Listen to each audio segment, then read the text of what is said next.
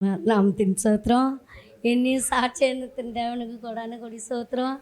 எங்கள் பாஸ்டரு ஜெபம் பண்ணால் கூட, எங்கள் சர்ச்சில் நாங்கள் ஜெபம் பண்ணால் கூட எங்களுக்கு தூக்கம் அதிகமாக வரும். எப்படா முடிக்க போகிறாருன்னு நினைப்போம். இவ்வளோ நேரம் பண்ணுறாரே, 12 1 மணி ஆகுதுன்னு ரொம்ப கோபமாக இருப்போம். நாங்கள் மணி 9 10க்கெலாம் தூங்கிடுவோம். 9 10 தான் எங்களுக்கு டைமு, தூங்கிடுவோம். அப்படிலாம் இருக்கிறவங்க நாங்கள் ஒருபோதும் எப்போதுமே இந்த மாதிரி மூச்சதே கிடையாது.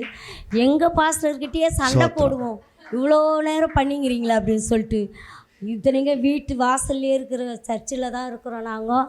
ஆனாலும் எங்கள் ஐயா வந்து பண்ண ஜபம் அப்படியேப்பட்ட ஜபம். எங்களுக்கு தூக்கமே இல்லை. இந்த மாதிரி ஒரு நிகழ்ச்சியை நாங்கள் எங்கேயுமே பார்த்ததில்லை. எங்கள் சபையில் வர ஐயாக்கிட்ட கூட நாங்கள் இப்படி கண்டது கிடையாது. ஆனாலும் இவ்வளோ ஒரு அற்புதமான சாட்சியும் அற்புதமான ஒரு வார்த்தைகளும் எங்களுக்கு கேட்ட முகமே கிடையாது. நாங்கள் எந்த பாஸ்டர்கிட்டையும் கேட்கல. ஆனால் உங்ககிட்ட கேட்டதுனால எங்களுக்கு தூக்கத்தின் ஆவியும் போயிடுச்சு, மன நிம்மதியும் கொடுத்தாரு. எவ்வளோ கஷ்டங்கள்லாம் இருக்குது வீட்டில், ரொம்ப கடன் தொல்லைங்களாம் இருக்குது. அத்தனையும் நாங்கள் மறந்து இந்த சனிக்கிழமை நைட்டில் நாங்கள் கண்ணு மூச்சு நாளைக்கு ஞாயிற்றுக்கிழமை ஆராதனைக்கு போனோம். இருந்தாலும் இன்னைக்கு ஆராதனைக்கு போனோம்.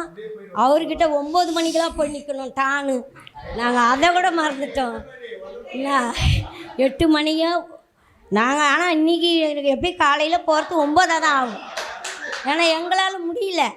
இருந்தாலும் நைட்டு நாங்கள் உங்களுடைய வார்த்தையை கேட்டதுனால ரொம்ப நன்றி.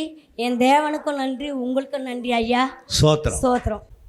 கர்த்தருடைய பரிசுத்த நாமத்துக்கு சோத்திரம். நல்ல இந்த நாளில் ஒரு செய்தியை கேட்கும்படியே ஆண்டவர் கிருபை செய்தார். அதற்காக அவருக்கு நான் நன்றி சொல்கிறேன்.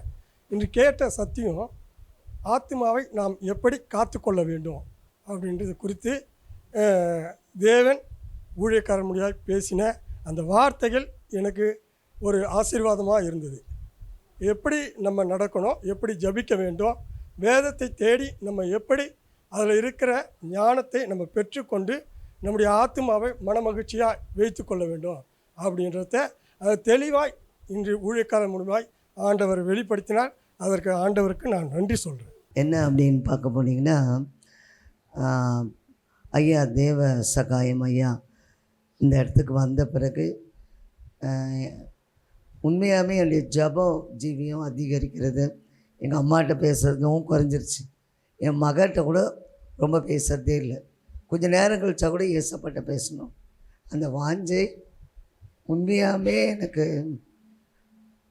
நான் என்னுடைய லைஃப்பில் இதுதான் எனக்கு ரொம்ப என்ன விருப்பம்னா, கர்த்தருடைய வருகையில் நம்ம எடுத்துக்கொள்ள பண்ணோம். அதே மாதிரி அதுக்கு முன்னாடி நிறைய ஆத்துமாக்களை ஆதாயம் செய்யணும். அதுக்கு முதலாவது என்னைத்தானே நான் தயார் பண்ணிக்கொள்ள இப்பொழுது நிறைய ஜபத்துலேயும் வேத வாசிப்போம். இத்தனை அதிகாரம் முடிச்சுட்டு தான் நான் ஸ்கூலுக்கு போகணுன்னு சொல்லி, எனக்கு டைம் ஆனாலும் பரவாயில்லன்னு சொல்லி.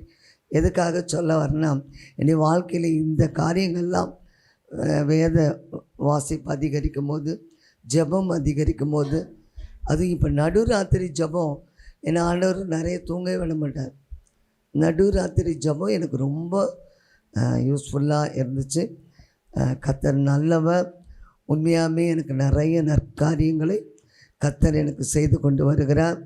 இதுக்கு ஒரே காரணம் என்ன அப்படின்னா, இந்த நாட்களில் இந்த ஐயாவை கர்த்தர் இந்த பகுதியில் நம்ம கொண்டு வந்து கர்த்தருக்குள்ளே நம்மளை நெருங்க வைக்கிறது. ஆகவே இந்த நாளில் அந்த ஐயாவை நமக்கு அறிமுகப்படுத்தி வைத்த பாபு பாஸ்டருக்கும் நாங்கள் நன்றியை சொல்லிக்கொள்கிறோம். அதே நேரத்தில் ஐயாவுக்கும் நன்றி சொல்கிறோம்.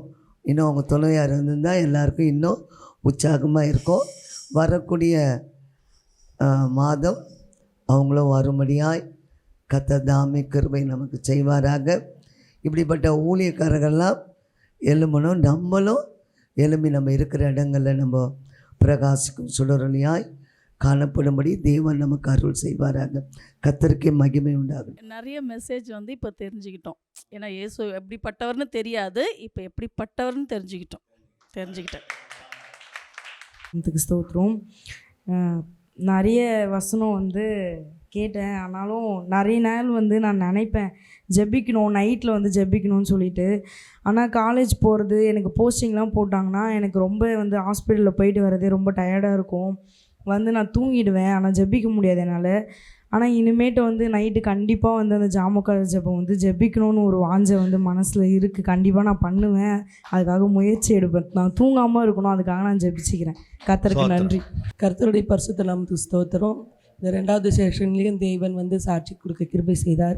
என்னென்னா, எனக்கு வந்து கடை இருக்குது. எங்களுக்கு கடையில் வந்து காலையில் 6 மணிக்கு திறந்தா நைட்டு 8:30 மணி வரைக்கும் நடக்கிறதே டயர்டாகிடும். அந்த 8:30 மணிக்கெல்லாம் கடையில் நிற்கும் போது இப்படி தான் நிற்கணும். நான் அந்த எப்படா 9 மணி கடகடன்னு சாப்பிட்டு படுத்துருவேன். உடனே எப்படின்னா ஒரு 2 நிமிஷத்தில் ப்ரேயர் பண்ணி முடிச்சுட்டு, ஏசப்பா ரொம்ப டயர்டாகுது ஏசப்பா ப்ளீஸ் சாரி ஏசப்பான்னு படுத்துருவேன். நான் ரொம்ப கஷ்டமாக இருக்கும். குழந்தை வேறு இருக்கிறான்னா அவனையும் பார்க்கணும், ப்ளஸ் கடையை பார்க்கணும், வீட்டு வேலை அப்படின்னும் போது ரொம்ப கஷ்டமான விஷயம். ஆனால் இப்போ இதெல்லாம் கொஞ்சம் கண்ட்ரோல் பண்ணி கண்டிப்பாக உட்காந்து ப்ரேயர் பண்ணோம் அப்படின்னு யோசிச்சுட்டு இருந்தேன். சரி, இது எதுக்கு சாட்சியாக சொல்லுவானு, எல்லாருமே அதையே சொல்லிகிட்டு இருக்காங்களே, நம்மளும் அதை சொல்லக்கூடாதுன்னு பார்த்தேன். பாஸ்டே கூப்பிட்டாங்க, அதனால் சாட்சியை முடிச்சு. ஸ்தோத்திரம். கர்த்தருடைய வருகையை குறித்து பாஸ்டர் ஐயா சொன்னார்.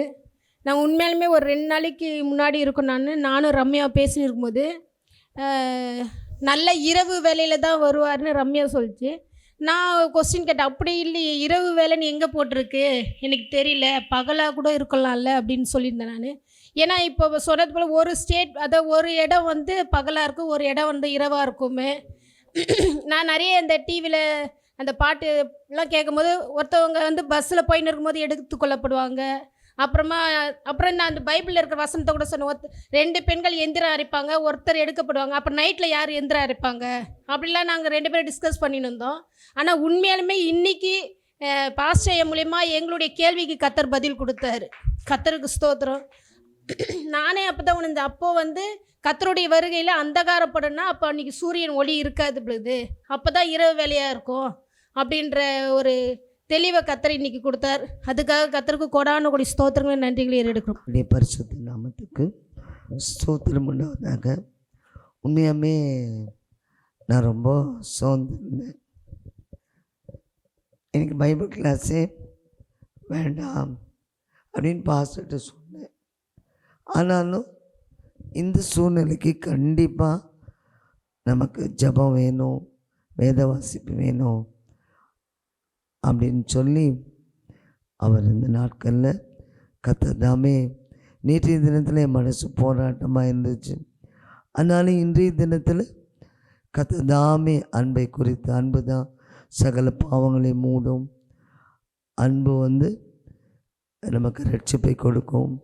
அது இல்லாமல் பூரண அன்பு என்ன பண்ணுதா, நம்மளை பயத்தை புறமே தள்ளும். இன்றைக்கு பயந்துட்டு இருந்தேன் உண்மையாமே. இவங்க ஒரு ஃபோன் வந்தால் பயம், இவங்கள குறித்து அவங்கள குறித்து. ஆனால் உண்மையாமே தேவன் நல்லவனாக இருக்காங்க, அன்பாக இருக்காரு.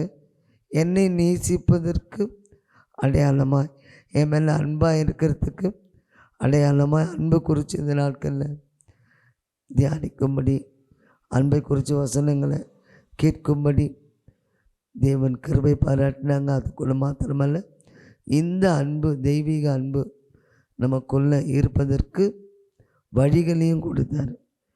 சுத்தமான இருதயம், நல்ல மனசாட்சி, மாயமற்ற விசுவாசம்.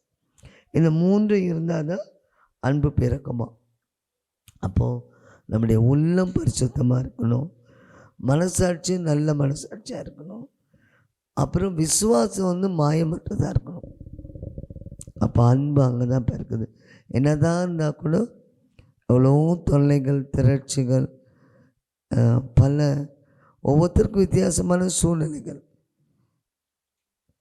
எல்லாற்றிலும் இந்த அன்பு என்பது வேதத்தை வாசிக்கும் பொழுது நமக்கு கிடைக்குது. ஆகவே வேதம் தான் எல்லாவற்றுக்கும் நமக்கு ஆதாரமாக இருக்கிறது. நமக்கு அன்பு கொடுக்குறதும் வேதம் தான். ஆகவே இந்த அன்பை நாம் வேதத்தை வாசிப்பதன் மூலம், தியானிப்பதன் மூலம், ஆராய்வதன் மூலமாய் பெற்றுக்கொள்ளலாம் என்பதை திட்ட தெளிவாக பாஸ்டர் ஐயா பல வேத வசனங்களை நமக்கு கோட்பாடு பண்ணி சொல்லியிருக்கிறார். கர்த்தருக்கே மகிமை உண்டாகட்டும். இந்த அன்பை நாமும் தினந்தோறும் பெற்றுக்கொள்வதற்கு தேவன் கிருபை செய்வாராக. பரிசுத்த ஆவியானவர் நம்மை வழி நடத்துவாராக. கர்த்தருக்கே மகிமை. கர்த்தருடைய பரிசுத்த நாமத்துக்கு ஸ்தோத்திரம். அடியானையும் சாட்சியாக நிறுத்தினதுக்கு கர்த்தர் கோடான கோடி நன்றி செலுத்துகிறேன். அதேமாரி கர்த்தருடைய சித்தம் இல்லாத எதுக்குமே அவர் என்னை கூட்டு வர மாட்டார். அதே போல் பாஸ்டர் ஐயா கூட நம்மளுக்கு மெசேஜ் எடுத்தார். அது அவர் பேசலாம், நான் கர்த்தராக நம்மளுக்கு சொல்லி தந்தார். நான் ஒரு நடத்தும் போது ரொம்ப ஆச்சரியப்பட்டேன். இந்த வேதத்தில் ஒரு வார்த்தைக்கும் இவ்வளோ பெரிய அர்த்தம் இருக்கா? அப்போ தான் ஷாக் ஆகி பார்க்க. நான் அவர் நடத்தும் போதெல்லாம் அப்படியே ஆச்சரியமாக தான் பார்த்துட்டு இருந்தேன். இதுக்கப்புறம் தான் ஒரு வாஞ்சை வருது கர்த்தருக்குள்ளே. அவர் சொல்லும் போது ப்ரேயரு இப்போ நான் 74 மணி நேரம் ப்ரேயர்லாம் பண்ணார். எனக்கு ஆச்சரியமாகிடுச்சு, இப்படிலாம் வேறு ப்ரேயர் பண்ணுறாங்க. அதுக்கப்புறம் தான் ஒரு தீர்மானம் எடுத்தேன். ஒரு வாட்டி பரிசுத்தமாக வாழணும் தீர்மானம் எடுக்கிறது இல்லை, அனுதினமும் பரிசுத்தமாக வாழணும் தீர்மானம் எடுக்கணும். அப்போ தான் இது பண்ணேன். கர்த்தருடைய கொடான கொடி நன்றி ஸ்தோத்திரங்க. நாமத்துக்கு ஸ்தோத்திரம். நான் இந்த செய்தியை கேட்டதுலேருந்து நான் அவருக்காக ஒப்பு கொடுத்து இந்த வேலையை நான் செய்யணும்னு சொன்ன வேலையை உதவி தள்ளிட்டு போயிட்டேன். அந்த வேலையை திருப்பி இந்த வேலையை நான் செய்யணுன்ற ஒரு ஆர்வத்தோடு நான் நினச்சிருக்கிறேன். அதை திருப்பி அந்த வேலையை நான் போன வேலையை விட்டுட்டு இந்த வேலையை செய்யணும்னு ஒரு ஆர்வமாக இருக்குது. கர்த்தருடைய பரிசுத்த நாமத்துக்கு ஸ்தோத்திரம். அடியனை சாட்சியாக நிறுத்தினேன் தேவாதி தேவனுக்கு கோடான கோடி நன்றி. அன்பு தேவதாசனை நமக்காக கொண்டு வந்த கர்த்தருக்கு கோடான கோடி நன்றியை செலுத்துகிறேன். தேவதாசர் மூலமாக நாங்கள் கற்றுக்கொண்ட அநேக சத்தியங்களுக்காக நன்றி. அந்த சத்தியங்கள் எங்களுக்குள்ளாக இருந்து எங்களை வழிநடத்தட்டும், பாதுகாத்து கொள்ளட்டும், பரிசுத்தப்படுத்தட்டும். அப்படியே பார்த்திங்கன்னா ஐயா சொன்னார், நம்ம ஜபிக்கிறது நேரத்தை அதிகமாக எடுத்துக்கணும்.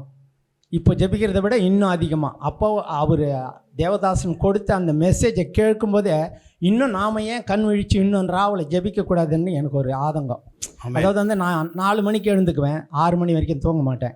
ஆனாலும் 1 மணி நேரம், அரை மணி நேரம் முட்டி போட்டு முழங்காலே நின்று தான் ஜபம் பண்ணுவேன். அதிகாலை ஜபம் இருந்து என் பிள்ளைங்க கூட படுத்திருப்பாங்க, அவங்களுக்கு டிஸ்டர்ப் ஆகாமல் நான் வேலைக்கு போவாங்கன்னு சொல்லிட்டு நான் ரூமை கதவை சாத்திட்டு கம்முன்னு நான் முழங்கால் படிக்கிட்டு ஜபம் பண்ணுவேன். 2 பாட்டு பாடுவேன், ஆராதனை பண்ணுவேன். அப்புறம் ஜபம் பண்ணி என் மன்றாட்டை அவர் பாதத்தில் வச்சுட்டு நான் மறுபடியுமா எழுந்து என் மாட்டை பிடிச்சி கட்டுறது, அதே இதை மாட்டுக்கு தண்ணி வைக்கிறது, பால் கறக்கிறது, அந்த வேலைக்கு ஓடிடுவேன். அது சுயமாக மாம்சமான வேலைகள். ஆனால் கர்த்தருக்காக நான் கொடுக்க வேண்டிய நேரங்கள் மாலை நேரத்தில் கை கால் கழுவிட்டு சுத்திகரிச்சுட்டு போய் மாலை நேரத்தில் ஒரு அரை மணி நேரம் பண்ணுவேன். காலையில் வெடிகாலம் மட்டும் ஒரு மணி நேரம் 3/4 மணி நேரம் கூட ஆகும். நான் நேரத்தை கணக்கு பார்க்க மாட்டேன். அவர்கிட்ட இன்னும் மன்றாடமோ இந்த உலகத்துக்காக, ஜனத்துங்களுக்காக, எங்கன்னா யாராவது வியாதிப்பட்டிருந்தா என் செவிக்கு எட்டினா அவங்களுக்காக ஜெபம் பண்ணுவேன். இந்த உலக மக்கள் ரட்சிக்கப்படணும் ஆண்டவரே. நான் போகும்போது வரும்போதெல்லாம் குடிச்சிட்டு வழியில் கிடக்குறாங்க, அங்கே புருஷன் மட்டும் அடித்து சண்டை போட்டு அடித்து பிரிஞ்சு கிடக்குறாங்க. அந்த குழந்தைக்கு உடம்பு சரியில்லைன்னு சொல்லி வாயில் அடிச்சின்னு ஹாஸ்பிட்டலுக்கு தூக்கின்னு ஓடுறாங்க. அந்த குழந்தைய காப்பாற்றுங்க, அந்த அம்மாவுக்கு சுகத்தை கொடுங்க. அந்த விதவை அம்மாவுக்கு ஆதரவு யாரும் இல்லை, புள்ள இருந்தும் சோறு போடலை, அவங்க அநாத ஆசிரமத்தில் இருக்கிறாங்க. இவங்களுக்கெல்லாம் ஆதாரத்தை கொடுங்க. எனக்கு மட்டும் கொடுத்தா போதாது, என்னை மட்டும் ரட்சித்த என் தேவன் அநாதைகளை ரட்சிக்க நீர் வல்லவராக இருக்கிறீர், திக்கற்றவர்களுக்கு சகாயராக இருக்கிறீரே அப்படின்னு சொல்லி அன்றாடம் விடிய கால ஜபத்தில் நான் வைப்பேன். அப்படியே உன் வருகைக்குள்ளே ஒருத்தர் கூட இருக்கக்கூடாது ஆண்டவரே. ரட்சிக்கப்படாதவங்க எல்லாம் ரட்சிக்கப்படணும். நான் மட்டும் ரட்சித்தது போதாதுன்னு ரொம்ப மன்றாடுறேன். தினம் என் ஜபத்துக்கு பதில் கொடுத்த ஆண்டவர் வருகைக்குள்ளே அநேக ஜனங்கள் இந்த இந்தியா தேசம் முழுதும் இயேசுவே உண்மையான தெய்வம் என்று ஏற்றுக்கொள்ளும்படியாக ஜபிக்கிறேன். இயேசு தேவதாசன் கொடுத்த சத்தியம் இன்னும் எங்களை மாதம் இந்த பைபிள் கிளாஸ் கொண்டு நிறுத்தி அவர் ஆழமான சத்தியங்களை நாங்கள் கேட்டு அதன்படி நடப்போம் என்று விசுவாசிக்கிறேன். நம்பிக்கையோட சாட்சி கரங்களை தட்டுங்க அவருக்காக. பரிசுத்த நாம ஸ்தோத்திரம் உண்டாவதாக. நான் பைபிள் கிளாஸ் ஏற்கனவே படிச்சிருக்கிறேன். சின்னமலை சர்ச்சில் பாஸ்டர் எனக்கு நடத்தியிருக்கிறாரு. சர்டிஃபிகேட்டும் வாங்கியிருக்கிறேன். ஆனால் கொஞ்சம் எங்கள் வீட்டு பிரச்சனைனால நான் ஜபம் பண்ணுறதெல்லாம் மறந்துட்டேன். குடும்ப சூழ்நிலையால் 14 வருஷமாக நான் பிரிஞ்சிருக்கிறேன். எங்கள் குடும்பத்து மேலே நல்லா பாசமாக இருந்தேன். ஆனால் ஆண்டவர் என்னை ஏதோ ஒரு திட்டத்தோடு என்னை பிரித்து கொண்டாந்து எங்கள் இரும்பேட்டில் கொண்டாந்து வச்சுருக்கிறார். நான் சென்னையில் தான் இருந்தேன். நான் சின்னமலை சர்ச்சுக்கு போயினேன். இங்கே வந்த பிறகு குடும்ப சூழ்நிலையாலையும் ரட்சிக்கப்படாத குடும்பத்தில் நான் இருக்கிறேன். ஆனால் ஆலயத்துக்கு நேரத்தோடு போயிடுவேன். 3:30 மணிக்கு ஆண்டவர் என்னை எழுப்பி விடுவார். ரட்சிக்கப்படாத குடும்பத்தில் இருக்கிறதுனால படுத்துக்கினே சோத்திரம் சொல்லுவேன். நான் 1000 சோத்திர பலி எடுப்பேன். ஒரு 4 மணிக்கு ஜபம் பண்ணுவேன். அதோட 6 மணிக்கு இந்த வீட்டில் ஜபம் பண்ணுவேன். இந்த ஜாமக்கார ஜபன்றது நம்ம வந்து வீட்டுக்கு போயிட்டு 5 மணியாக இருந்தாலும் வீட்டில் போயிட்டு, நான் தனியாக படுக்க மாட்டேன் எங்கள் வீட்டில். அதனால் என் தங்கச்சி வீட்டை வந்து படுத்துட்டு போகிறது. இனிமேல்ட்டு அதை ஒழுங்காக எழுந்து முட்டி போட்டு ஆண்டவர்கிட்ட ஜெபம் பண்ணுவேன். அதே மாதிரி எனக்கு முட்டி வலி இருக்குது. அந்த முட்டி வலியினால் நான் ஜெபம் பண்ணுறது கிடையாது. ஆனால் இப்போ இனிமேல்ட்டு அந்த முட்டி வலி இருந்தால் கூட ஜெபம் பண்ணால் முட்டி வலி போய்டுன்னு சொன்னார்ல ஃபஸ்ட்டு. அதனால் இனிமேல் முட்டி வலி போவேன்னு தான் இருந்தால் கூட ஜெபம் பண்ணுவேன். ஆனால் நல்லா வந்து பிரசங்கம் பண்ணார். இது ரொம்ப எல்லாருக்கும் பிரயோஜனமாக இருந்தது. இனி ஒவ்வொரு மாதமும் இதில் கலந்துக்கின்னு ஆண்டவருடைய அற்புதத்தை பெற்றுக்கொள்ள சித்தமாக இருக்கிறேன். நன்றி, ஸ்தோத்திரம். ஆண்டவராக இயேசு கிறிஸ்து நாமத்தில் இங்கே இந்த சிசத்துவ பயிற்சிக்கு வந்த அனைவரையும் ஆண்டவராக இயேசு கிறிஸ்து நாமத்தை வாழ்த்துகிறேன். உண்மையிலே இந்த ஐயா சொன்ன வார்த்தையில் பார்த்தீங்கன்னா, அன்பினால் ஒரு மொத்தம் அந்த யூதாசு காட்டி கொடுக்குறான். அதே போல் இங்கே எப்படி வஞ்சகமான அன்புன்னு பார்க்கும்போது அந்த மொத்தத்தினால் எப்படி காட்டி நம்ம எல்லோரும் நம்பிடுறோம். ஆனால் கடைசியில் ஐயா சொல்லும் போது யாரையும் நம்ப முடியல. ஆனால் அந்த பரிசுத்த ஒரு அன்பு அது வந்து ஆண்டவராண்ட மட்டும்தான் இருந்தது, வேறு யாராண்டையும் பார்க்க முடியல. அது மாத்திரம் இல்லை, அடுத்தது பார்த்தீங்கன்னா உங்கள் சத்துருவை நேசிக்கணும். நம்ம வந்து நம்ம எதிரியை வந்து நம்ம சொல்லும்போது ஆண்டவர் நமக்கு யுத்தம் பண்ண மாட்டார். நம்ம எதிரி நம்ம கடிந்து கொள்ளும்போது அவன் ஏன் அந்தமாரி பண்ணிட்டான் இதுமாதிரி நம்ம சொல்லும்பொழுது ஆண்டவர் நமக்காக யுத்தம் பண்ண மாட்டார். நம்ம அமைதியாக இருக்கும்போது நம்மளை பொல்லாத சில வார்த்தைகளை சொல்லி நம்ம மேலே எவ்வளோ பழியை போட்டாலும் நம்ம எல்லாத்தையும் சகிச்சுக்கின்னு ஆண்டவர் அந்த சிலுவையில் கூட அவர் மேலே பல பழியை போடுறாங்க. ஆனால் அவர் அமைதியாக இருந்தது தான் அவர் தன் அன்பை வெளிப்படுத்துகிறாரு. அப்போது சில நேரத்தில் சில பழி போடும்போது நம்ம எந்த தப்புமே செஞ்சுருக்க மாட்டோம். ஆனால் நம்ம மேலே பழியை போடும்போது அப்படியே வெடித்து செதறுவோம். ஆனால் இந்த ஐயா சொல்லும் போது நான் ரொம்ப இந்த 1 மணி நேரம் செக்ஷன்லாம் எனக்கு நல்லா புரிஞ்சது. நம்ம அமைதியாக இருந்து எல்லாத்தையும் சகிக்கணும். அப்போ தான் நமக்காக கர்த்தர் யுத்தம் பண்ணுவார். நம்ம வாயில் சொல்லிட்டா ஆனால் அதனால் அன்பு விட்டு போகுது, அதனால் பகை தான் ஏற்படுது. பொறுமையாக இருக்கணும். அன்பு பயத்தை பூரணமாக தள்ளும் என்று அருமையாக ஐயா சொல்லியிருந்தார். இந்த செக்ஷனில் எனக்கு இந்த வார்த்தை மிகவும் இவ்வளோ தூரத்துலேருந்து வந்து ரொம்ப பிரயோஜனமாக இருந்தது. ஆண்டவராகிய இயேசு நாமத்தில் வாழ்த்துகிறேன். ஆமேன். கர்த்தருடைய பரிசுத்த நாமத்திற்கு மகிமை உண்டாகும்படியாய் ஸ்தோத்தரிக்கிறேன். இப்படி ஒரு தேவ மனிதரை எங்களுக்கு கொடுத்ததுக்காக முதலாவது கர்த்தருக்கு நான் நன்றி செலுத்துகிறேன். ஏன்னா வேதத்தில் இருக்கிற ரகசியத்தை வந்து நம்ம அறியணும். ஆனால் அப்படியாய் இந்த ஒரு வாய்ப்பு கொடுத்ததுக்காக கர்த்தருக்கு கோடான கோடி நன்றி சொன்னாலும் பத்தாது. ஆனால் இதில் நான் என்ன கற்றுக்கிட்டேன்னா, ஒரு மாதம் ஒரு 1.5 மாதமாக என்னை ஏசப்பா வந்து ஜாமக்கார ஜபம் பண்ண சொன்னார். அந்த டைம் வந்து நான் தனியாக வந்து பண்ணுறதுக்கு நான் ஏசப்பா கேட்டேன். ஆனால் ஒரு ஆளை எனக்கு கொடுத்துருக்குறாரு. அதுக்காக கர்த்தருக்கு நன்றி செலுத்துகிறேன். ஆனால் அந்த ஜாமக்கார ஜபத்தை வந்து நான் இன்னும் அதிகமாக நேரத்தை வந்து ஆண்டவருக்காக நான் கொடுக்கணும். என்னுடைய தூக்கத்தெல்லாம் விட்டுட்டு கர்த்தருக்காக நான் நேரத்தை கொடுக்கணும்னு இந்த நாளில் எனக்கு ஆவியானவர் வந்து எனக்கு உணர்த்ததுக்காக நன்றி செலுத்துகிறேன். அதே போல் வந்து வசனத்தை வாசிப்போம், தியானம் பண்ணுவோம், தேடி வாசிப்போம். ஆனால் வார்த்தையை வந்து ஆராய்ச்சி பண்ணணும், வசனத்தை வந்து ஆராய்ச்சி பண்ணணும் இந்த நாளில் எனக்கு கற்றுக் கொடுத்தாரு. அதுக்காக கர்த்தருக்கு கோடான கோடி நன்றி ஸ்தோத்திரம். மீண்டுமாய் தேவன் தாமே உங்கள் மத்தியில் சாட்சி எடுத்து எனக்கு நன்றி செலுத்துகிறேன். உண்மையாகவே பைபிள் ஸ்டடியில் நிறைய விஷயங்கள் நான் இன்றைக்கி கற்றுக்கிட்டேன். இது என்னுடைய பைபிள் காலேஜோடைய கிளாஸ் ஒரு சில விஷயங்கள் அப்படி மெமரைஸ் பண்ண முடியாது கர்த்தர் உதவி செய்தார். லைக் அங்கிள் சொன்னாங்க ஒரு பாயிண்ட்டு, நம்ம எவ்வளோ ஆண்டவர் சமூகத்தில் இருக்கிறோமோ அவ்வளோக்கு அவ்வளோ அது நமக்கு பிளெஸ்ஸிங்காக இருக்கும் அப்படின்னு சொல்லிட்டு. ஆனால் இந்த நிஜமாக நாங்கள் அதை தேங்க் பண்ணோம் ஆண்டிக்கு தான். ஏன்னா எனக்கு வந்து டைட் ஷெட்யூல், நேற்று ராத்திரிலாம் சுத்தமாக தூங்கவே இல்லை. நான் சாட்சி சொல்லணும்னது அதுதான். எனக்கு தூக்கம் வரா மாதிரியும் இருக்குது, ஆனால் சத்தியத்தை கேட்கும் போது ஆவியில் கொஞ்சம் பலன் அடைஞ்சு நேற்று சுத்தமாக 0 ஸ்லீப் தான், சுத்தமாக தூங்கலை. ஆனாலும் நிறைய வேலை செஞ்சோம். காலையில் எல்லாம் ஃபுல்லாக ஒரு 6 o'clock வரைக்கும் பிஸியாக தான் இருந்தோம். ரிஃப்ரெஷ் ஆகிட்டோன்னு திரும்பவும் இங்கே சர்வீஸ் நடந்துச்சு. ஆனால் கர்த்தர் throw the day and night நல்ல பலனை கொடுத்தார். நல்ல வார்த்தை, ஒவ்வொரு செய்தியும் நம்ம எதை எங்கே எடுக்கிறது எங்கே முடிக்கிறதுன்னு தெரியாது. ஸோ டைம் இருக்காது. ஸோ நான் வந்து இதை கண்டினியூ பண்ணுவேன், செகண்ட் செக்ஷன் வந்து கண்டினியூ பண்ணுவோம்னு கூட இல்லை. பட் தேவன் அந்த எனக்கு வச்சிருக்கிறார் அவர் சில விஷயங்களை, அதை நிறைஞ்சிக்கிட்டார். நான் நிறைய கொஷின்ஸ் வச்சுருக்கேன், அது அங்கிள் கிட்ட அப்புறமா ஃபோன் பண்ணி நான் கேட்பேன்.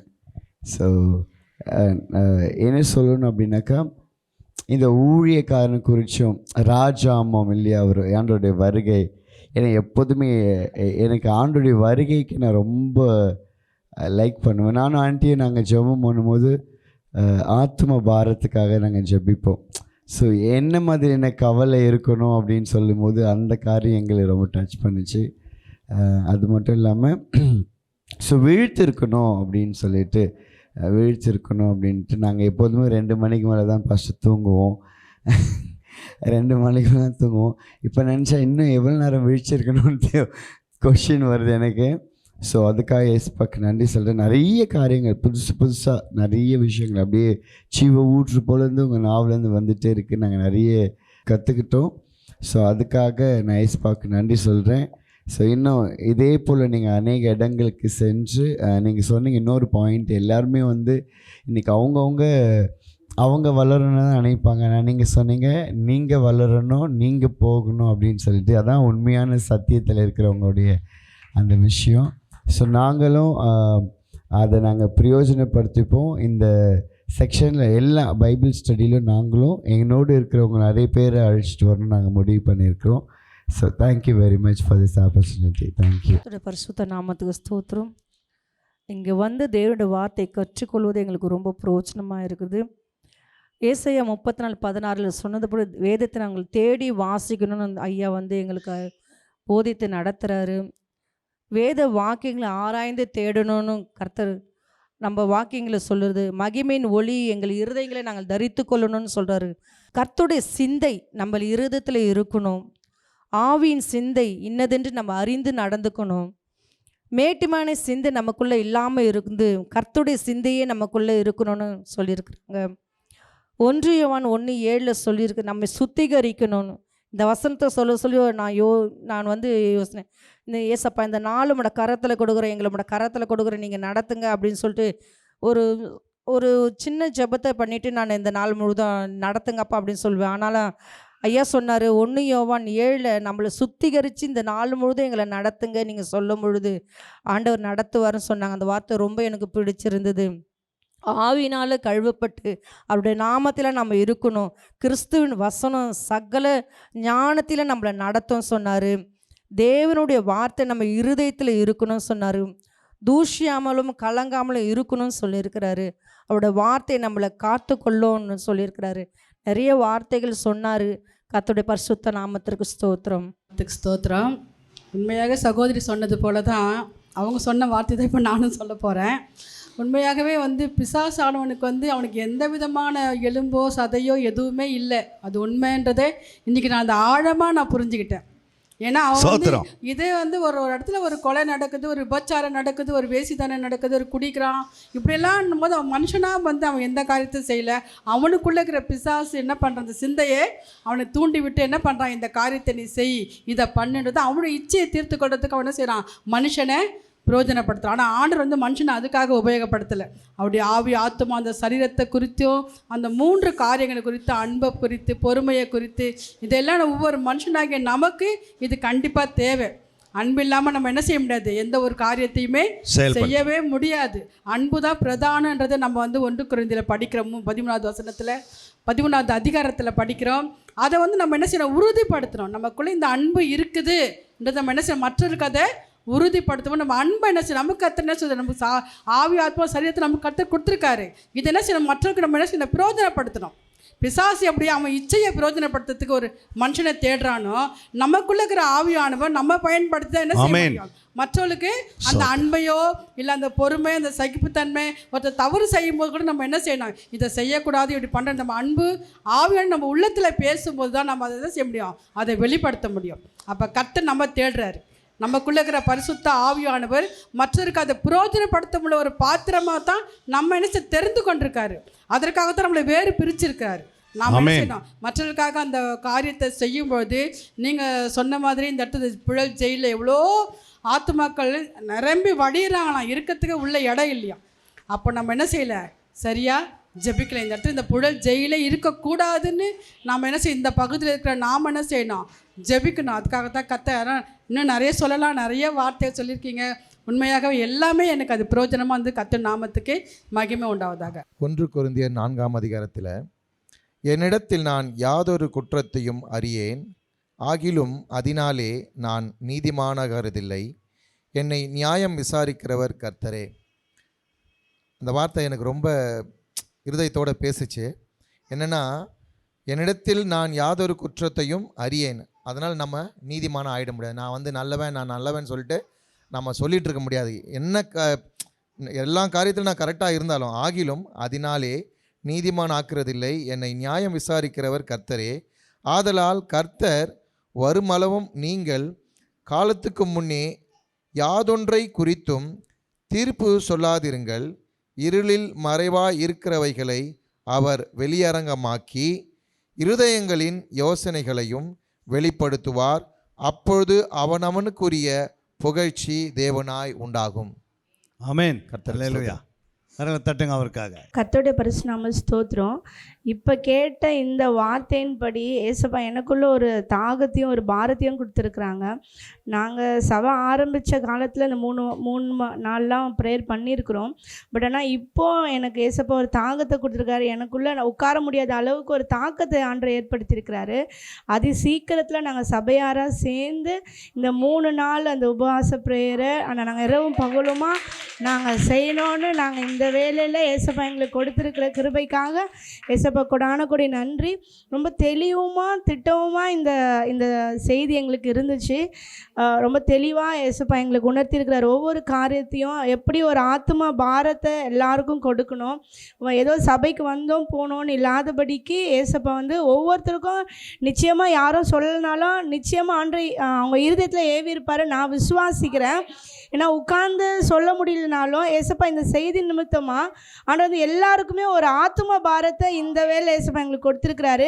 ஏசப்பாவுக்கு இப்படிப்பட்ட செய்தியை கொடுத்த பாஸ்டர் கொடான கொடி நன்றி. ஏசப்பாவுக்கும் ஸ்தோத்திரம். கர்த்தர் நாமத்திற்கு பரிசுத்தம். கர்த்தர் இந்த செய்தியில் நிறைய குறிப்புகள் கொடுத்தாரு. அதில் பார்த்தீங்கன்னா, ஆத்மாவை பாதுகாத்துக்கணும், எப்படி ஆத்மாவை வந்து மனமகிழ்ச்சியாக வைத்து நம்ம எப்படி ஜெபம் பண்ணணும் அப்படின்றத இந்த செய்தி மூலயமா நான் கற்றுக்கிட்டேன். அதே போல் நான் ப்ரேயர் பண்ணுவேன், ஆனால் ஒரு ஆத்மாவுக்காக தனிப்பட்ட முறையில் நம்மளுடைய ஆத்மாவுக்காக தனிப்பட்ட முறையில் ஜெபம் பண்ணணும் அப்படின்றத பாஸ்டர் சொன்ன வார்த்தையின்படி நான் இனிமேல் அதை பண்ணணும் ஜெபிக்கும்போது அதை பண்ணணுன்றதை நான் கற்றுக்கிட்டேன்.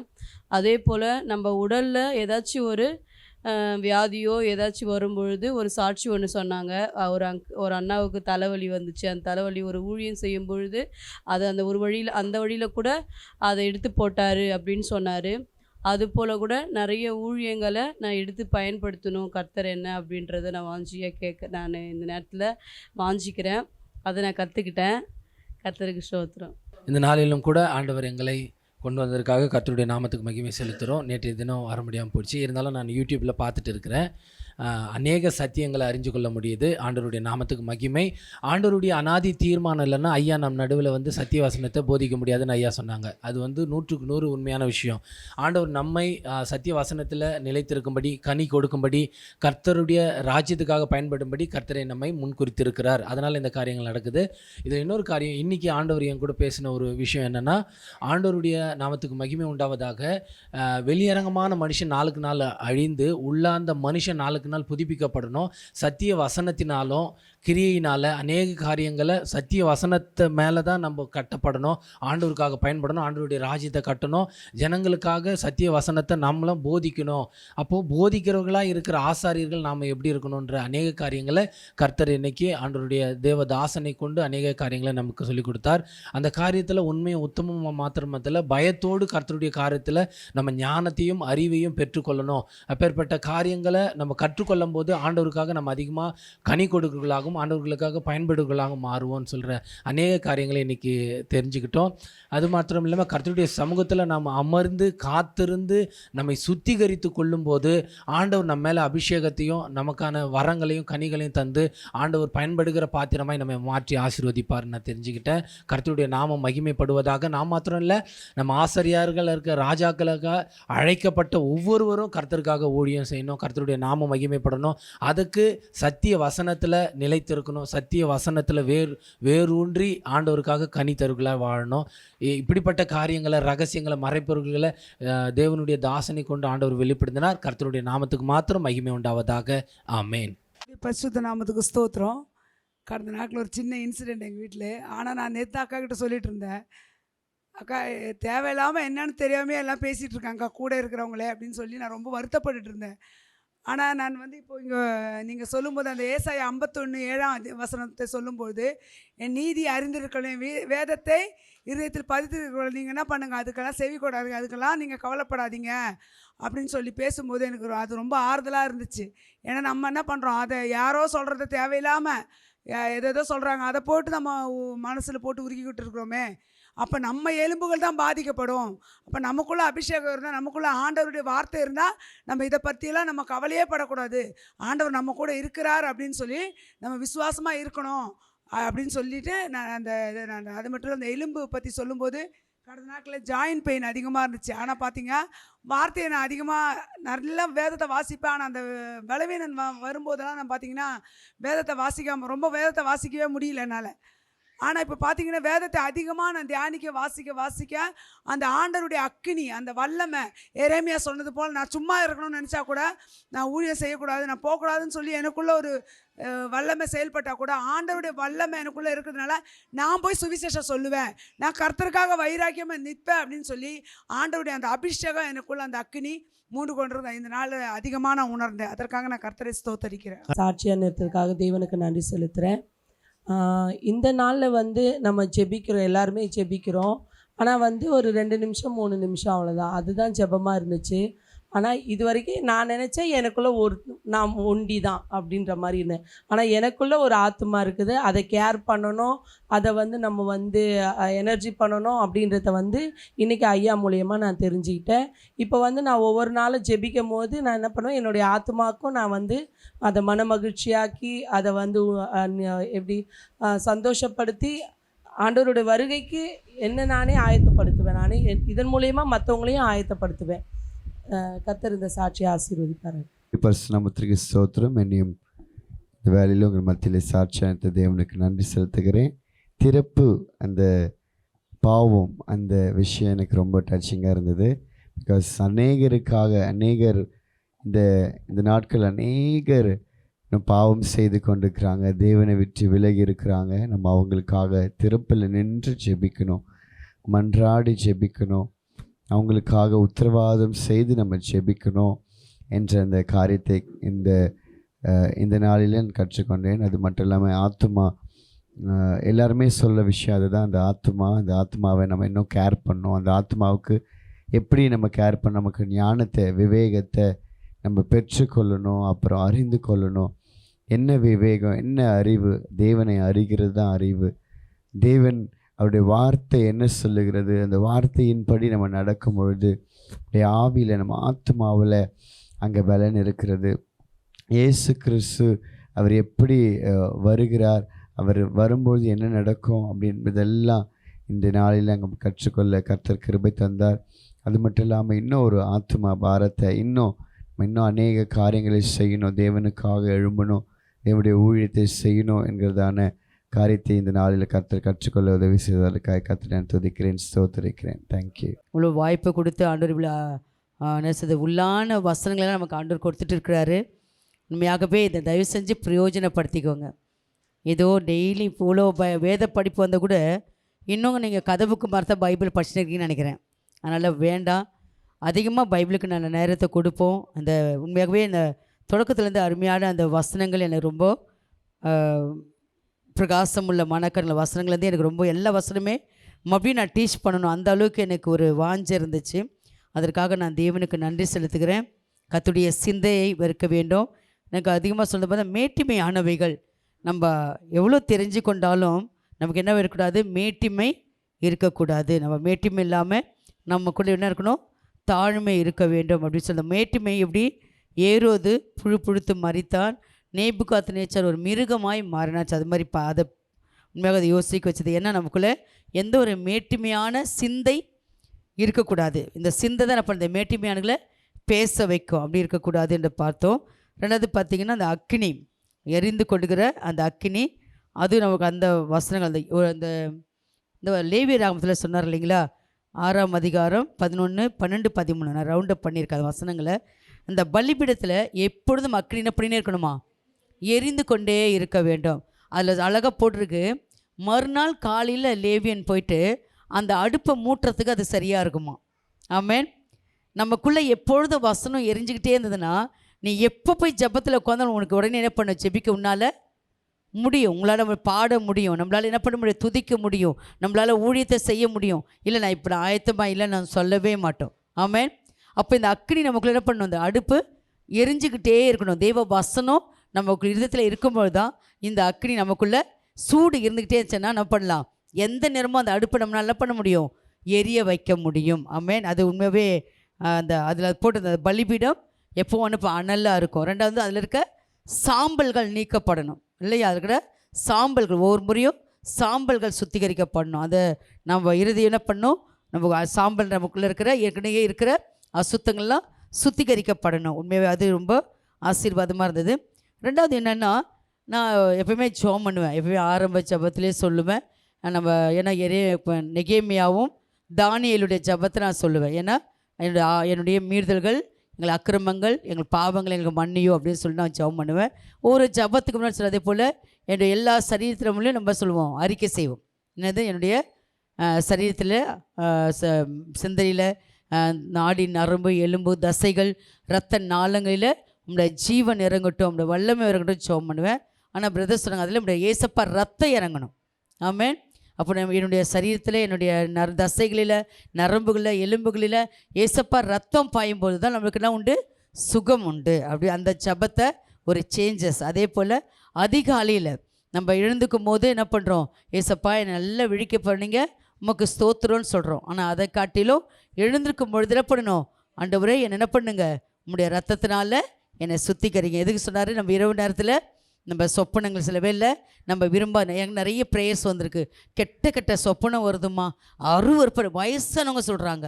ஆமாம், வாலிப பிள்ளைங்க சொல்கிறாங்க அசுத்தமாக வருது. அப்போ அப்படியே இருந்து உட்காரும்போது இறுதி என்ன பண்ணுறது, சோர்வடையுது.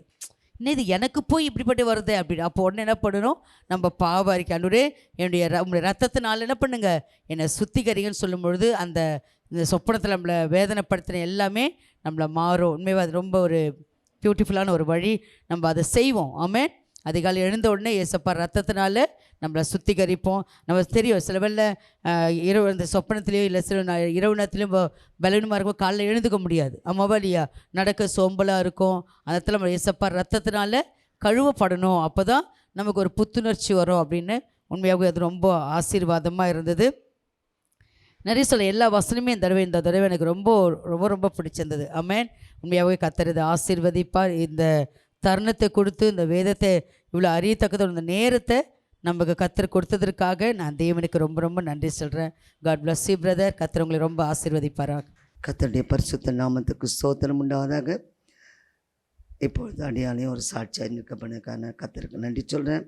உண்மையாகவே இன்றைக்கு கேட்ட தேவனுடைய வார்த்தைகள் அனைத்தும் கேட்கறதுக்கு ரொம்ப அருமையாக இருந்துச்சு, ரொம்ப இனிமையாக இருந்துச்சு, சந்தோஷமாகவும் இருந்துச்சு. ஆனால் அதன்படி நடக்க வேண்டும். இது வரைக்கும் அப்படி நடக்கலை, இனி நடக்கணுன்ற ஒரு வாஞ்சை, அதை நிறைவேற்றுவதற்கு தேவன் உதவி செய்யணும். இப்போ என்ன அப்படின்னும் போது ஒரு ஊழியக்காரர் எப்படி இருக்கணும் அப்படின்றது தெளிவாக இந்த நாளில் தேவன் நம்மோடு ஐயா மூலமாக சொல்லியிருக்காங்க. முதலாவது உதடு வார்த்தை, அறிவை காக்கணும். அடுத்தது வேதத்தின் அவங்க என்ன பண்ணணும், வேதத்தை அவங்க வாயில் இருக்கணும். வேதம் அப்போ தான் தேடுவார்கள். அவன் எப்படி இருக்கணும், கர்த்தருடைய தூதனாக இருக்கணும். அல்லேலூயா. அப்படியாய் இந்த காரியத்தை தேவன் இந்த நாளில் நமக்கு இன்னும் நிறையா சொல்லிக்கொண்டே போன நேரம் இல்லை. தெளிநாள் என்றால் செல்ஃபோன், அது இன்றைக்கு நான் அறிந்து கொண்ட ஒரு இது. அந்த செல்ஃபோன் உண்மையாமே இன்றைக்கி அநேகரை இன்றைக்கி அதுதான் வாலிப பிள்ளைங்க, நாட் ஓன்லி வாலிப பிள்ளைங்க, ஊழியக்காரர்கள் கூட பார்த்து கொண்டிருக்கிறார்கள். ரொம்ப கஷ்டமாக இருக்குது. அதனால் எல்லாருமே ஏன்னா அது கொஞ்சம் இதை முடிச்சுட்டு போயிடலாம், அதை முடிச்சுட்டு இது நல்லா இருக்குது, இது என்ன இது ஜோக்கு தானே அப்படின்னு சொல்லி பிசாசு சில ஆலோசனை கொடுக்குறாங்க. ஆக இந்த செல்ஃபோனை சுத்தமாக மற்ற ஆண்டுக்கு விரும்பாத காரியத்திலேருந்து நம்ம அதை அவாய்ட் பண்ணால் ரொம்ப நல்லாயிருக்கும். அது இல்லாமல் இது இன்னொன்று எனக்கு ஒரு டச்சிங்காக இருந்துச்சு. ஆசாரியர்கள் தன் பலவீனத்தை பலவீனமானவிட்ட சொல்லக்கூடாது. இது எனக்கு ரொம்ப ரொம்ப யூஸாக இருந்துச்சு. இதை நான் பயன்படுத்த, இதை நான் அப்போ என்னுடைய வாழ்க்கையில் பிரயோஜனப்படுத்த தேவனுடைய ஆவியானவர் எனக்கு உதவி செய்வாராக. அடுத்தபடியாக கர்த்தருக்குள் ஞானம் அறிவு என்பவருடைய பொக்கிஷம் எல்லாம் அடங்கி இருக்கிறது. ஒரு மனிதனுக்கு ஞானமும் அறிவும் ரொம்ப தேவை, அதுவும் ஆசாரியனுக்கு ரொம்ப தேவை. அது ரெண்டும் இருந்துச்சுன்னா அவன்கிட்ட என்ன இருக்குங்க, பொக்கிஷம். அவன்கிட்ட பொக்கிஷம்னா அவனை தேடி என்ன வருவாங்க, எல்லாரும் தேடி வருவார்கள். அல்லேலூயா. நாம் சத்தியத்தில் இருந்தால் அநேகர் நம்மை தேடி வருவார்கள். ஆகவே இந்த நாட்களில் தேவன் தாமே நிறைய வார்த்தைகளை நாம் கற்றுக்கொள்ளும்படியாக, அதுவும் ஸ்பெஷலாக ஊழியம் செய்கிறவங்களுக்கு அதிகமாக எப்படி இருக்கணும் அப்படின்றத குறித்து ரொம்ப தெளிவாய் தேவன் நமக்கு சொல்லி கொடுத்துருக்கிறார். அதற்காக நான் தேவனுக்கு நன்றி சொல்கிறேன். தேவனுக்கே மகிமை உண்டாகட்டும். கர்த்தருடைய பரிசுத்தத்திற்கு ஸ்தோத்திரம். இன்றைக்கி நான் கற்றுக்கிட்டது என்னக்கா, பாஸ்டர்ஸ், அதாவது ஆசாரிய ஊழியர்கள், ஊழியம் செய்கிறவங்க எப்படி இருக்கணும் அப்படின்னு சொல்லி கொடுத்தாங்க. அதில் ஃபஸ்ட்டு நம்ம ராஜாக்கள் போல் இருக்கணும், அவங்க பாவத்தை ஜெயிக்கணும். அதுக்கப்புறம் டெவில்ஸ், காஸ்ட் அவுட் டெவில்ஸ், அவங்க என்னென்ன மாதிரியான லாங்குவேஜ், 2 லாங்குவேஜ் அதை நம்ம கற்றுக்கிட்டோம். அது மட்டும் இல்லாமல் அவங்க எவ்வளோ ஷார்ப்பாக இருக்கணும், எப்படி டீச் பண்ணணும், ஆசாரிய ஊழியர்கிட்ட என்ன இருக்கணும், அவங்க ஃப்ரூட்ஃபுல்லாக இருக்கணும், அவங்களுடைய அதாவது சத்தியம் இருக்கணும். அதுக்கப்புறம் அவங்க ஜெபம் செய்யணும், துதி செய்யணும். அந்த மாதிரி நிறைய காரியங்களை கற்றுக்கொண்டோம். ஸோ எங்களுக்கு இந்த பைபிள் ஸ்டடி ரொம்ப யூஸ்ஃபுல்லாக இருக்குது. அந்த சொன்ன 3 நாள் அந்த ப்ரேயர் இருந்தால் நல்லா தான் இருக்கும். எங்கள் எல்லாருக்குமே எப்படி இருக்கும்னு தெரியல, பட் 3 நாள் லீவ் விட்டுட்டு, ஸ்கூல்லாம் லீவ் விட்டுட்டு இருந்துச்சுன்னா நல்லா தான் இருக்கும். ஸோ நாங்கள் அதை நீங்கள் எங்கள் பாஸ்டர்மா கிட்ட சொல்லி அது பர்மிஷன் வாங்கி கொடுங்க. Thank you very much. கர்த்தர் நாமத்துக்கு சோத்திரம். நாங்கள் எதேதோ வழியில், நாங்கள் தவறான வழியில் நாங்கள் போயிருந்தோம். ஆனால் கர்த்தர் இப்போ எங்களுக்காக ஒரு வார்த்தையை கொடுத்தார். நாங்கள் ஆத்துமாக்காக பாரத்தோடு நாங்கள் ஜெபிக்க எங்களுக்கு கிருபை கொடுத்த தேவனுக்கு கோடான கோடி சோத்திரம். கர்த்தருடைய பரிசுத்த நாமத்துக்கு ஸ்தோத்திரம். எனக்கு என்னென்னா, இன்றைக்கி நான் தெரிஞ்சுக்கிட்டது, எனக்கு இந்த த்ரோட்டில் வீக்காக இருக்குது. இதுக்கு நான் ஹாஸ்பிட்டலுக்கு போகணும் அப்படின்னு நினச்சேன். ஆனால் எனக்கு ஆப்ரேஷன்னா எனக்கு அலர்ஜி. எனக்கு வேணவே வேணாம் ஏசப்பா. நான் 4 தடவை பிள்ளை பெறத்துக்காக போயிட்டு ஆப்ரேஷன் பண்ணதுனால எனக்கு வேணவே வேணாம், நான் போகவே மாட்டேன்ற மாதிரி ஒரு உறுதியில் இருந்தேன். ஆனால் சிலர் சொன்னாங்க, கர்த்தர் ஞானத்தை கொடுத்துருக்குறாரு, ஞானத்தோடு நடந்துக்கணும், உனக்கு இந்த பலவீனத்துக்கு நீ போ, உனக்கு இந்த இதுக்கு நீ ஞானத்தோடு நடந்துக்கோ, ஆனால் ஹாஸ்பிட்டலுக்கு போ அப்படின்னு. ஆனால் எனக்குள்ள விசுவாசம், நான் ஹாஸ்பிட்டலுக்கு போகக்கூடாது, ஏசப்பா நீங்கள் தான் என்னை சுகப்படுத்தணும் அப்படின்னு சொல்லி நான் நினச்சிருந்தேன். ஆனால் ஹாஸ்பிட்டல் போகிறதா வேணாவான்னு டபுள் மைண்டடாக இருந்தேன். பட் இன்றைக்கி சொன்னார், ஹாஸ்பிட்டலுக்கு போய் நம்ம சுகமாக முடியாது. ஆமாம், விசுவாசிங்க போக மாட்டாங்க. அதுக்கப்புறம் என்னென்னா, நைட்டு கூட எங்கள் வீட்டுக்காரர்கிட்ட பேசும்போது நான் சொன்னேன், எனக்கு இந்த த்ரோட்டால் நான் செத்துருவணும்னு எனக்கு ஒரு பயம் இருக்குது, அதனால நீ இப்படி என்ன பண்ணிக்கோ, ஃபேமிலி இப்படி பண்ணு அப்படி பண்ணுன்னு நான் சில அட்வைஸ்லாம் பண்ணேன். வாய முடியுன்னு படு, தேவையில்லாத பேசாது அப்படின்ட்டாரு. பட் இப்போ சொன்னீங்க, ஆசிரியராக இருந்தால் மரணம் இருக்காது, ஆண்டவர் ஜீவனை எக்ஸ்டெண்ட் பண்ணுவார் அப்படின்னு. கர்த்தருக்கு ஸ்தோத்திரம். சுத்த நாமத்திற்கு ஸ்தோத்திரம். ஆண்டவர் சொன்னது போல் ஐயா, உண்மை சத்தியத்தை நான் தெளிவாக, அதுக்கு வித்தியாசம் தெரியாமல் இருந்தது. உண்மை மறைந்துடும், சத்தியம் என்றைக்குமே மாறாது. அதனால் ஏசப்பா இன்றும் என்றும் மாறாத உயிருள்ள தேவனாக இருக்கிறார், ஜீவனுள்ள தேவனாக இருக்கிறார். அது புரிஞ்சுக்கிட்டேன். இந்த கட்லா மீன் சொன்னீங்களா, 3 கண் 3 இருதயம், 6 அதான் 3 இருதயம் 6 கண்கள் இப்போ தான் ஐயா தெரிஞ்சுக்கிட்டேன். அப்புறம் ஐயா இது வரைக்கும் மாட்டு தொழுவத்தில் தான் இயேசு கிறிஸ்து பிறந்தார்னு அதையே கொண்டாடிட்டு இருக்கிறோம். ஆனால் இப்போ தான் பைபிள் பிரகாரம் கிச்சிலி மரத்து கீழே பிறந்திருக்கிறாருன்னு சொல்லிட்டு இந்த பைபிளில் நாங்கள் தெரிஞ்சுக்கிட்டோம் ஐயா. கர்த்தர் உண்மையாகவே வசனங்களின் மூலம் என்னோடு பேசியிருக்கிறார். அது வேதத்தை வாசிக்கும்போது, அதை நேசிக்கப்படும் போது, அதை கேட்கப்படும் போது, எழுதும்போது நிச்சயமாக அது என்ன என் இருதயத்தில் அது அது பதிய செய்கிறது. அப்படியாக அந்த நாளில் கூட அதாவது 1 யோவான் 1:7 சொல்லிய பிரகாரம் அவருடைய இரத்தத்தினால் ஒவ்வொரு நாளும் நான் அதை தான் செய்வேன். காலையில் எழுந்தெல்லாம் முதல் வேலையை எனக்கு என்னென்னா என்னுடைய பாவங்களை அறிக்கை செஞ்சு அவருடைய பசுத்த இரத்தத்தினால் என்னுடைய பாவங்களையெல்லாம் குற்றங்கள் மீறுதல்கள் எல்லாவற்றையும் கழுவுங்கள்னு சொல்லிவிட்டு அந்த இரத்தத்தை வச்சு நான் உண்மையாகவே என்னுடைய பாவம் மாத்திரமில்லை, என் பாவம், கணவர் பாவம், பிள்ளைகள் பாவம், எனக்கு மாத்திரம் நான் பாவ அறிக்கை செய்ய மாட்டேன். எல்லா ஊழியக்காரர்களுக்காக, ஜனங்களுக்காக, எல்லாருக்காகவும் பாவ அறிக்கை நான் செய்வேன். ஏன்னா நம்ம மட்டும் பரிசுத்தமாக ஆகக்கூடாது. எல்லாரும் அவங்க பாவம் அறிக்கை செய்கிறாங்களோ செய்யலையோ தெரியாது. ஆனால் நான் என்ன பண்ணுவேன்னா அந்த பாவ அறிக்கை எல்லாருக்காகவும் நான் என்ன பண்ணுவேன், அந்த பாவ அறிக்கை நான் செய்வேன். இயேசு ரத்தத்தினால் என் பாவங்களை எல்லாம் மன்னிங்க அப்படின்னு சொல்லிட்டு அவர் ரத்தத்தை வச்சு நான் ஜெபிக்கப்படும்போது நிச்சயமாகவே எனக்கு அநேக பலவீனங்கள் தான். நான் அவர் பேசும்போது, ஊழியக்காரர் பேசும்போது ஒரு வார்த்தையை உணர்ந்தேன். எப்படி ஏசப்பா நம்ம பலவீன மத்தியில் நம்மளுக்கு நல்ல சுகத்தை கொடுக்குறாருன்னு சொன்னால், நம்ம பாவ அறிக்கை செய்யும்போது அவர் ரத்தத்தால் நம்ம கழுவப்படும் போது நிச்சயமாகவே எந்த பலவீனம் என்ன பண்ணாது, நம்மளை தாக்காது. என்னை கூட இந்த நாளில் அநேக நான் டெஸ்ட்டு எடுத்தேன், ஆனால் எல்லாம் நார்மலாக தான் வந்தது. ஏன்னா அவர் ஊழியக்காரர் சொன்ன பிரகாரம் அந்த ரத்தத்தினால் என் பாவத்தை நான் கழுவும் போது ஒவ்வொரு நாளும் அவருடைய வல்லமை எனக்குள்ளே கடந்து போய் நிச்சயமாகவே என்னை சுகத்தோடு பலனோடு என்னை வைத்திருக்க. ஏன்னா எனக்கு என்ன 66 வயசு எனக்கு. ஆனாலும் இந்த நாளில் நல்ல வீட்டு வேலை செய்யவும், மற்ற காரியங்கள் ஆலயங்களுக்கு ஓடி வரவும், மற்ற காரியங்களை செய்யவும் பலன் கொடுக்குறார். ஏன்னா அவர் ரத்தம், இயேசுவின் ரத்தம் என் பாவங்களை நீக்கி என்னை சுத்திகரிக்கும், இயேசுவின் ரத்தம் என் வியாதியை நீக்கும் சொல்லிட்டு டெய்லி நான் அறிக்கை பண்ணுவேன். கர்த்தர் நிச்சயமாக இந்த பாவ அறிக்கையை பற்றி அது சொன்னது எனக்கு நிஜமாக ரொம்ப பிரயோஜனமாக இருந்தது. நான் நினைப்பேன், ஏன் எனக்கு மட்டும்தானே நான் பாவ அறிக்கை செய்யணும், எல்லாருக்காக நான் பாவ அறிக்கை செய்கிறேன்னு அப்படின்னு சொல்லிட்டு. ஆனால் நிச்சயமாக ஊழியக்காரர் பேசும்போது அது உண்மையாக அது நல்லது என்று நான் தெரிந்து கொண்டேன். அல்லேலூயா. கர்த்தர் சாட்சி ஆசீர்வதிப்பாராக. ஆமென். நமக்கு 3 ஹார்ட் இருக்கிறது, 6 கண் இருக்கிறது, அது புதுசாக இருந்துச்சு எனக்கு. அதுக்கப்புறம் நம்ம இவ்வளோ நாளாக ஏஸ்பா அந்த குடியில் இங்கே தான் பிறந்தார் அப்படி சொல்லி, மாட்டுத் தொழுவத்தில் தான் பிறந்தார் அப்படி சொல்லிட்டு இருந்தோம். அது இப்போ கிச்சிலி மரம், அது எங்களுக்கு புதுசாக இருந்துச்சு. இப்போ தான் அது நாங்கள் கற்றுக்கிட்டோம்.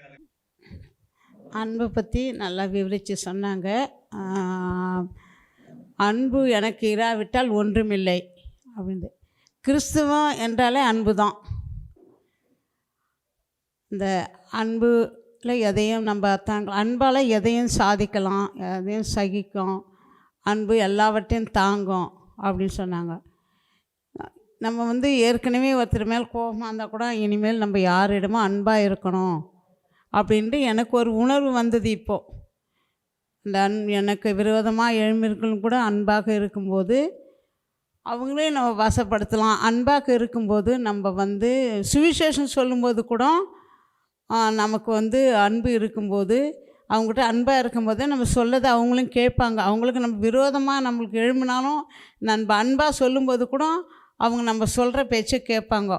அதனால் நம்ம இவங்க சொன்னதுலேருந்து நம்ம இனி யாரிடமும் கோவப்படக்கூடாது, அன்பாக இருக்கணும் அப்படின்னு எனக்குள்ள ஒரு உணர்வு வந்தது. அதுக்காக என் தேவனுக்கு நன்றி கூறி சாட்சி சொல்கிறேன். நாமத்துக்கு சோத்திரம். இந்த நாளில் சத்தியத்தை கேட்க ஆவியானவர் உதவி செஞ்சார். அநேக வேதத்தை தான் வாசிக்கிறேன். நான் நிறைய பைபிள் படிப்பேன். ஆனால் ஒரு மைய வார்த்தை அதெல்லாம் வச்சு நான் அது தியானம் பண்ணுறது கிடையாது. பைபிள் படிப்பேன், எல்லாம் செய்வேன், எழுதுவேன், எல்லாம் பண்ணுவேன். ஆனால் நான் அந்த தியானம் பண்ணுறது இல்லை, செஞ்சது கிடையாது. அதனால் கர்த்தர் நிச்சயமாகவே அந்த தியானம் பண்ணும்போது ஒரு மைய வார்த்தையை எடுத்து நம்ம தியானம் பண்ணும்போது நம்ம இருதயத்தில் அது எவ்வளோ வேலை செய்யுதுன்னு சொல்லிட்டு நிச்சயமாக நான் இந்த நாளையில் கற்றுக்கொண்டேன். அதாவது இந்த பிலோமேனில் ஒன்றும் இல்லை, அந்த 4வது வசனத்தில் ஒவ்வொரு வார்த்தையிலும் வசனம், அன்பு, பொறுமை, இதெல்லாம் ஒவ்வொன்றும் அதை திருத்துவோன்னா பிதா, சுதன், பரிசுத்த ஆவியானவர், அந்த திருத்துவத்தை ஒவ்வொரு அதிகாரத்திலும் ஏசப்பா அதை வச்சிருக்கிறாரு. அது வந்து அந்த புரிஞ்சு கொள்ள அளவுக்கு நம்மளுக்கு அவ்வளோ ஒரு ஞானம் நம்மளுக்கு வேணும். ஏன்னா ஞானத்தில் வளரணும்னு சொன்னீங்க. ஆனால் அந்தமாரி ஞானத்தில் நாங்கள் ஒவ்வொரு நாளும் நம்ம கேட்பது வசனத்தை கேட்கிறவங்களும் அதை வாசிப்பவர்களும் அதை வந்து தியானம் பண்ணுறவங்களும் பாக்கியம், அதன்படி நடக்கிறவங்களும் பாக்கியவான்கள் வெளிப்படத்தில் எழுதி வச்சுக்குது. அதனால் நம்ம இதெல்லாம் செய்கிறோம், ஆனால் வந்து அதை தியானம் பண்ணலை நான். அதனால் அது வந்து நான் எவ்வளோ பெரிய தப்புன்ட்டு நான் உணர்றேன்.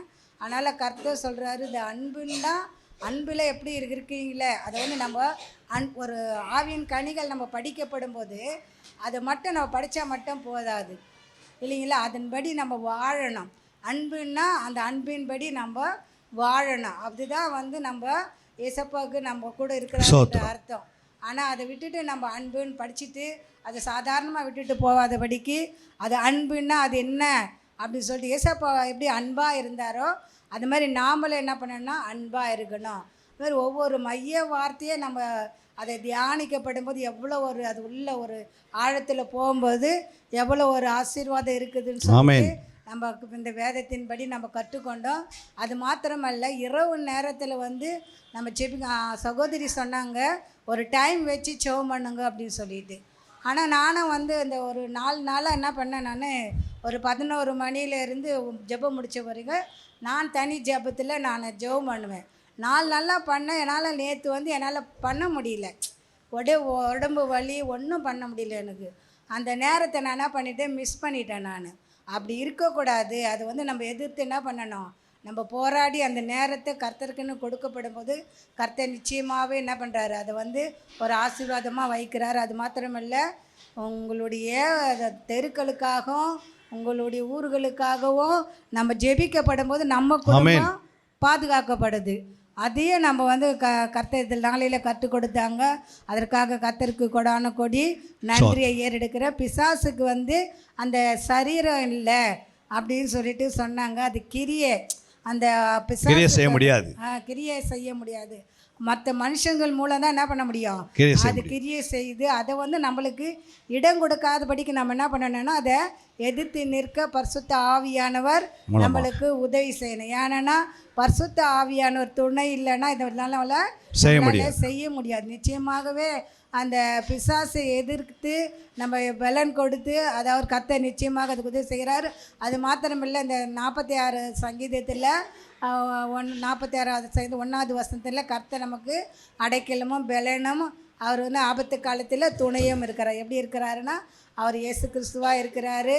அவர் நம்மளுக்கு எப்படி பலனாக இருக்கிறாரு, அதுக்கு நம்மளுக்கு துணையாக இருக்கிறார். இப்படியாக இந்த வசனத்தின் மூலம் கூட கர்த்தர் ஏசப்பா பேசினார். அதற்காக ஏசப்பாவுக்கு கொடான கொடி நன்றியை ஏறெடுக்கிற. இன்னும் நாங்கள் சத்தியத்தில் வளரணும். பரிசுத்த ஆவியானவர் தான் அதுக்கு உதவி செய்யணும். கர்த்தரின் சாட்சி ஆசீர்வதிப்பாராக. ஆமென். கர்த்தருடைய பரிசுத்த நாமத்துக்கு ஸ்தோத்திரம். உண்மையாமே கர்த்தர் இருக்கிறார் அப்படி என்பதுக்கு எனக்கு ஒரு பெரிய சாட்சி.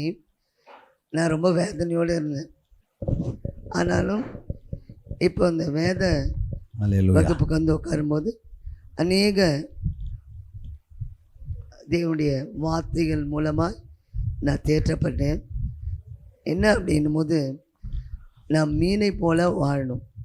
ஆமென். அது ஒன்று. மீன் வந்து இந்த உலகத்தில் நான் ரொம்ப வேதனையோடு இருந்தேன். என்னடா அது இப்படி. அப்போது இது எனக்கு டச்சிங்காக இருந்துச்சு. மீன் வந்து உப்பு நீரில் வாழ்ந்தாலும் அது உப்பு தன்மையை பெற்றுக்கொள்ளாமல், அதுமாதிரி இந்த பாவம் நிறைந்த உலகத்தில் வாழ்ந்தாலும் பரிசுத்தமாய் வாழணும் மீனை போல். இப்படிப்பட்ட இந்த மாதிரி ஒரு பாக்கியத்தை உண்மையாமே யாருக்கும் கிடைக்காத பாக்கியம். இந்த கிராமத்தில் நமக்கு இவ்வளோ தூரம் ஓடி வந்து நமக்காக இந்த சத்தியத்தை சொல்கிறாங்கன்னா தேவன் அவர் அனுப்பி வச்சு நமக்கு சொல்லியிருக்காரு. ஆகவே இந்த சான்ஸை விட்டுறாதீங்க, இதை அலட்சியமும் பண்ணிடாதீங்க. கண்டிப்பாக நான் ரொம்ப தவிச்சேன். வேதத்துக்கு நம்ம முதலிடம் கொடுத்தா நல்லாயிருக்கும். அடுத்தது ஒன்றே ஒன்று சொல்லி முடிச்சுக்கிறேன். மனிதன் மனிதனுக்கு அடிமை ஆகக்கூடாது. இது எனக்கு ரொம்ப டச்சிங்காக இருந்துச்சு. மனிதன் இறைவனுக்கு மட்டும்தான் அடிமை. ஆகவே எந்த வார்த்தையும் என்னை தேற்றினது எனக்கு ஒரு நல்ல ஒரு என் மைண்டுக்கு உண்மையாகவே அதை ஃபாலோ பண்ணணுன்னு கர்த்தர் எனக்கு உணர்த்தினார். கர்த்தருக்கே மகிமை உண்டாவதாக. சத்தியம் பற்றி எனக்கு நல்லா தெளிவாக இருந்தது. ஏன்னா உண்மையை வந்து மறைஞ்சிரும், சத்தியம் வந்து மறையாது. நான் வந்து ஆத்ம பாரத்தோடு இனி மற்றவங்களுக்கு ஏதாச்சும் ஒன்றுன்னா போய் ஜெபிக்கணுன்ற ஒரு இதுவை கற்றுக்கொண்டேன். அதுக்காக நன்றி. நமக்கு சோத்திரம். அப்போஸ்தலர் 2:47 கர்த்தர் சொல்லுகிறார், கர்த்தர் ஜனங்கள் ரட்சிக்கப்படுவதற்கு அனுதினமும் காலையில் வந்து சபையில் ஆத்துமாக்களை ஆதாயப்படுத்தணுன்னு கர்த்தர் ஆண்டவர் அந்த ஐயா அதை பாஸ்டரோட பேசின வார்த்தைக்கு நன்றி. ஒவ்வொரு நாளும் இசப்பா நாங்கள் சபைக்கு வந்து ஜெபம் பண்ணுவோம், அடுத்தவங்களுக்காக ஜெபம் பண்ணுவோம், ஆனால் ஆத்துமாக்காவும் ஜெபம் பண்ணுவோம். ஆனால் இன்னும் ஊக்கமாக ஜெபம் பண்ணி ஆத்துமாக்களை சேர்த்துக்கொள்ள கர்த்தர் ஞானத்தையும் அறிவையும் கொடுக்கும்படி இந்த வார்த்தையை கர்த்தர் ஆசீர்வதிக்கும்படி கேட்கிறேன். ஆமென். சரீரத்திலிருந்து ஆத்மாவை பிரிக்கிறது. அப்படி பிரித்தாதான் பரலோகம் போக முடியும். இப்போ மரணம்னா எல்லாருமே பயப்படுறாங்க. நான் உண்மையாகவே இந்த நல்லா இருக்குது. நம்ம மரணது ஒரு பயம் கிடையாது. நம்ம சரீரத்திலேருந்து ஆத்மா வெளியே வந்தால் தான் நம்ம பரலோக ராஜ்யத்துக்கு போக முடியுன்றது பிரயோஜனமாக இருந்தது. கரங்களை தட்டுங்க அதுக்காக. இந்த செய்தியில் நான் எவ்வளோ தெரிஞ்சுக்கினேன். ஏசாப்பா கிட்ட வந்து நான் எவ்வளோ என் வழக்கம் என் நடவடிக்கை எல்லாத்தையும் ஏசாப்பாக்குள்ளே வந்து எனக்கு நல்ல ஒரு மாற்றத்தை கொடுத்துக்கிறாரு. கர்த்தருக்கு ரொம்ப நன்றி. அம்மா எடுத்தாங்க. பிள்ளைகள் எப்படி இருக்கணும், ஆண்டவருக்கு எப்படி செவி கொடுத்து நடக்கணும், அவருடைய வழியில் நடந்து நம்ம நடக்கணும், அவருடைய வார்த்தைகளை நம்ம விருதியை பிடிச்சு கொள்ளணும், அவருடைய வசனங்களை நம்ம விட்டு நீங்காது இருக்கணும். ஆண்டவர் சொல்கிறார், என்னை கண்டவன் ஜீவனை கண்டடைகிறான்னு. அம்மா எடுத்ததும் ஒவ்வொரு வசனமும் ஜீவன் உள்ள வார்த்தையாக இருந்தது. ஸ்தோத்திரம். திருவசனமாகிய ஞானப்பல் நமக்குள்ளே இருக்கணும். நம்ம குழந்தை போல் இருக்கக்கூடாதுன்னுட்டு அந்த வசனத்தில் நம்ம நிலைத்து இருக்கணும், தேடி வாசிக்கணும் அப்படின்னு சொன்னாங்க. பீலியமில் வந்து நம்ம 4ஆம் வசனம் 7ஆம் வசனம் 9ஆம் வசனத்தில் அன்பை பற்றி நீங்கள் எடுத்து சொன்னீங்க. அதுபோல் நாங்களும் ஒவ்வொரு வசனத்தை தேடி வாசிக்கணும். அன்பில் கசப்பில்லை, அன்பில் குற்றமில்லைன்னு சொன்னீங்க. அன்பு பரிசுத்தமாக இருக்கணும், ஆராய்ந்து வாசிக்கணும், கண்டுபிடிக்கணும், ஆவியான சகலத்து சத்தியத்துக்குள்ள நம்மளை நடத்தணும்னு சத்தியத்தை பற்றி நீங்கள் விளக்கமாக சொன்னீங்க. நிறைய வசனங்கள் போதிச்சிங்க. எங்களுக்கு ரொம்ப பிரயோஜனமாக இருந்தது. கர்த்தருடைய பரிசுத்த நாமத்துக்கு ஸ்தோத்திரம். அவங்களுக்காக ஸ்தோத்திரம். ஆவியானவர் வந்து எங்களோட பேசினார். நல்ல ஒரு ஜபத்தில் வந்து நம்ம வந்து ஆவியில் நிறைஞ்சு ஜெபிக்கணும், சபையோடு இருந்து ஜெபிக்கணும், மேய்ப்பரோடு நம்ம அவருக்கு உத்தரவாதமாக நம்ம ஊழியத்தில் ஒன்றாக இருக்கணும். இன்னும் அதிகமான தேவனுடைய வார்த்தையை வாசித்து நல்லா அதை அசை போட்டு அதை வந்து அத்தியாசப்படுத்தணும் அப்படின்னு சொல்லிட்டு அநேக காரியங்களை கர்த்தர் பேசினார். அதுக்காக நாங்கள் கீழ்ப்படிஞ்சு அதை செய்யணும்னு சொல்லிட்டு நாங்கள் கற்றுக்கிட்டோம். கர்த்தருடைய நாமத்துக்கு மகிமையுண்டாக. கர்த்தர் நாமத்துக்கு ஸ்தோத்திரம். நான் ஆண்டவருக்குள்ளே ரட்சிக்கப்பட்டு 6 வருஷம். இந்த 6 வருஷத்தில் கொஞ்சம் காலம் நான் நல்லா ஆவியில் நிரம்பி ஆத்மா பாரத்தோடு இந்த ஊருக்கு வந்த புதுசில் இந்த ஊருக்காக பார்த்து இந்த ஊர் முதல்ல இருந்தது எப்படி இப்போ எப்படி இருக்குதுன்ட்டு தெரிஞ்சு இந்த ஊருக்காக நான் ரொம்ப நேரம் பாரப்பட்டு ஜெபிச்சிட்டு இருந்தேன். ஆனால் இடையில கொஞ்ச காலம் ஜெபத்தை விட்டு ஒன்றுமே ஜெபிக்க முடியாத அளவில் எனக்கு ஒரு சூழ்நிலை ஆயிடுச்சு. ஆனால் இப்போது இந்த 25 ஜனவரி 1 எனக்குள்ள ஒரு பாரம் வந்திருக்கு. ஆண்டவர் இப்போ இன்றைக்கு நடந்த இந்த செய்தியில் இந்த வார்த்தைகளில் எனக்கு ஆண்டவர் இன்னும் நல்ல பாரத்தை கொடுத்துருக்கிறாரு. நான் இந்த ஊருக்காக நான் ஜெபிப்பேன். ஆமீன். சார் சொன்னதில் வந்து அன்பு தான் வந்து எல்லாத்தையும், அதாவது நம்மளுடைய எல்லா பாவங்களும் நம்மளை காப்பாற்றுறது அன்பு தான். அன்பு ஒருத்தருக்குள்ளே இருந்துட்டால் அவங்களுக்குள்ள எந்த விதமான ஒரு துர்குணமும் எதுவும் இருக்காது. எல்லாமே திரளான பாவத்தை மூடுறது அன்பு தான் சார் சொன்னாங்க. கர்த்தர் வந்து அந்த பைபிளில் இருக்கிற முக்கியமான எல்லா கருத்துக்களுமே அன்புக்குள் உள்ள அடங்கியது தான். அது ஒன்று இருந்துட்டால் நம்மளுடைய எல்லா இதையும் வந்து நம்ம இது பண்ணிடலாம்.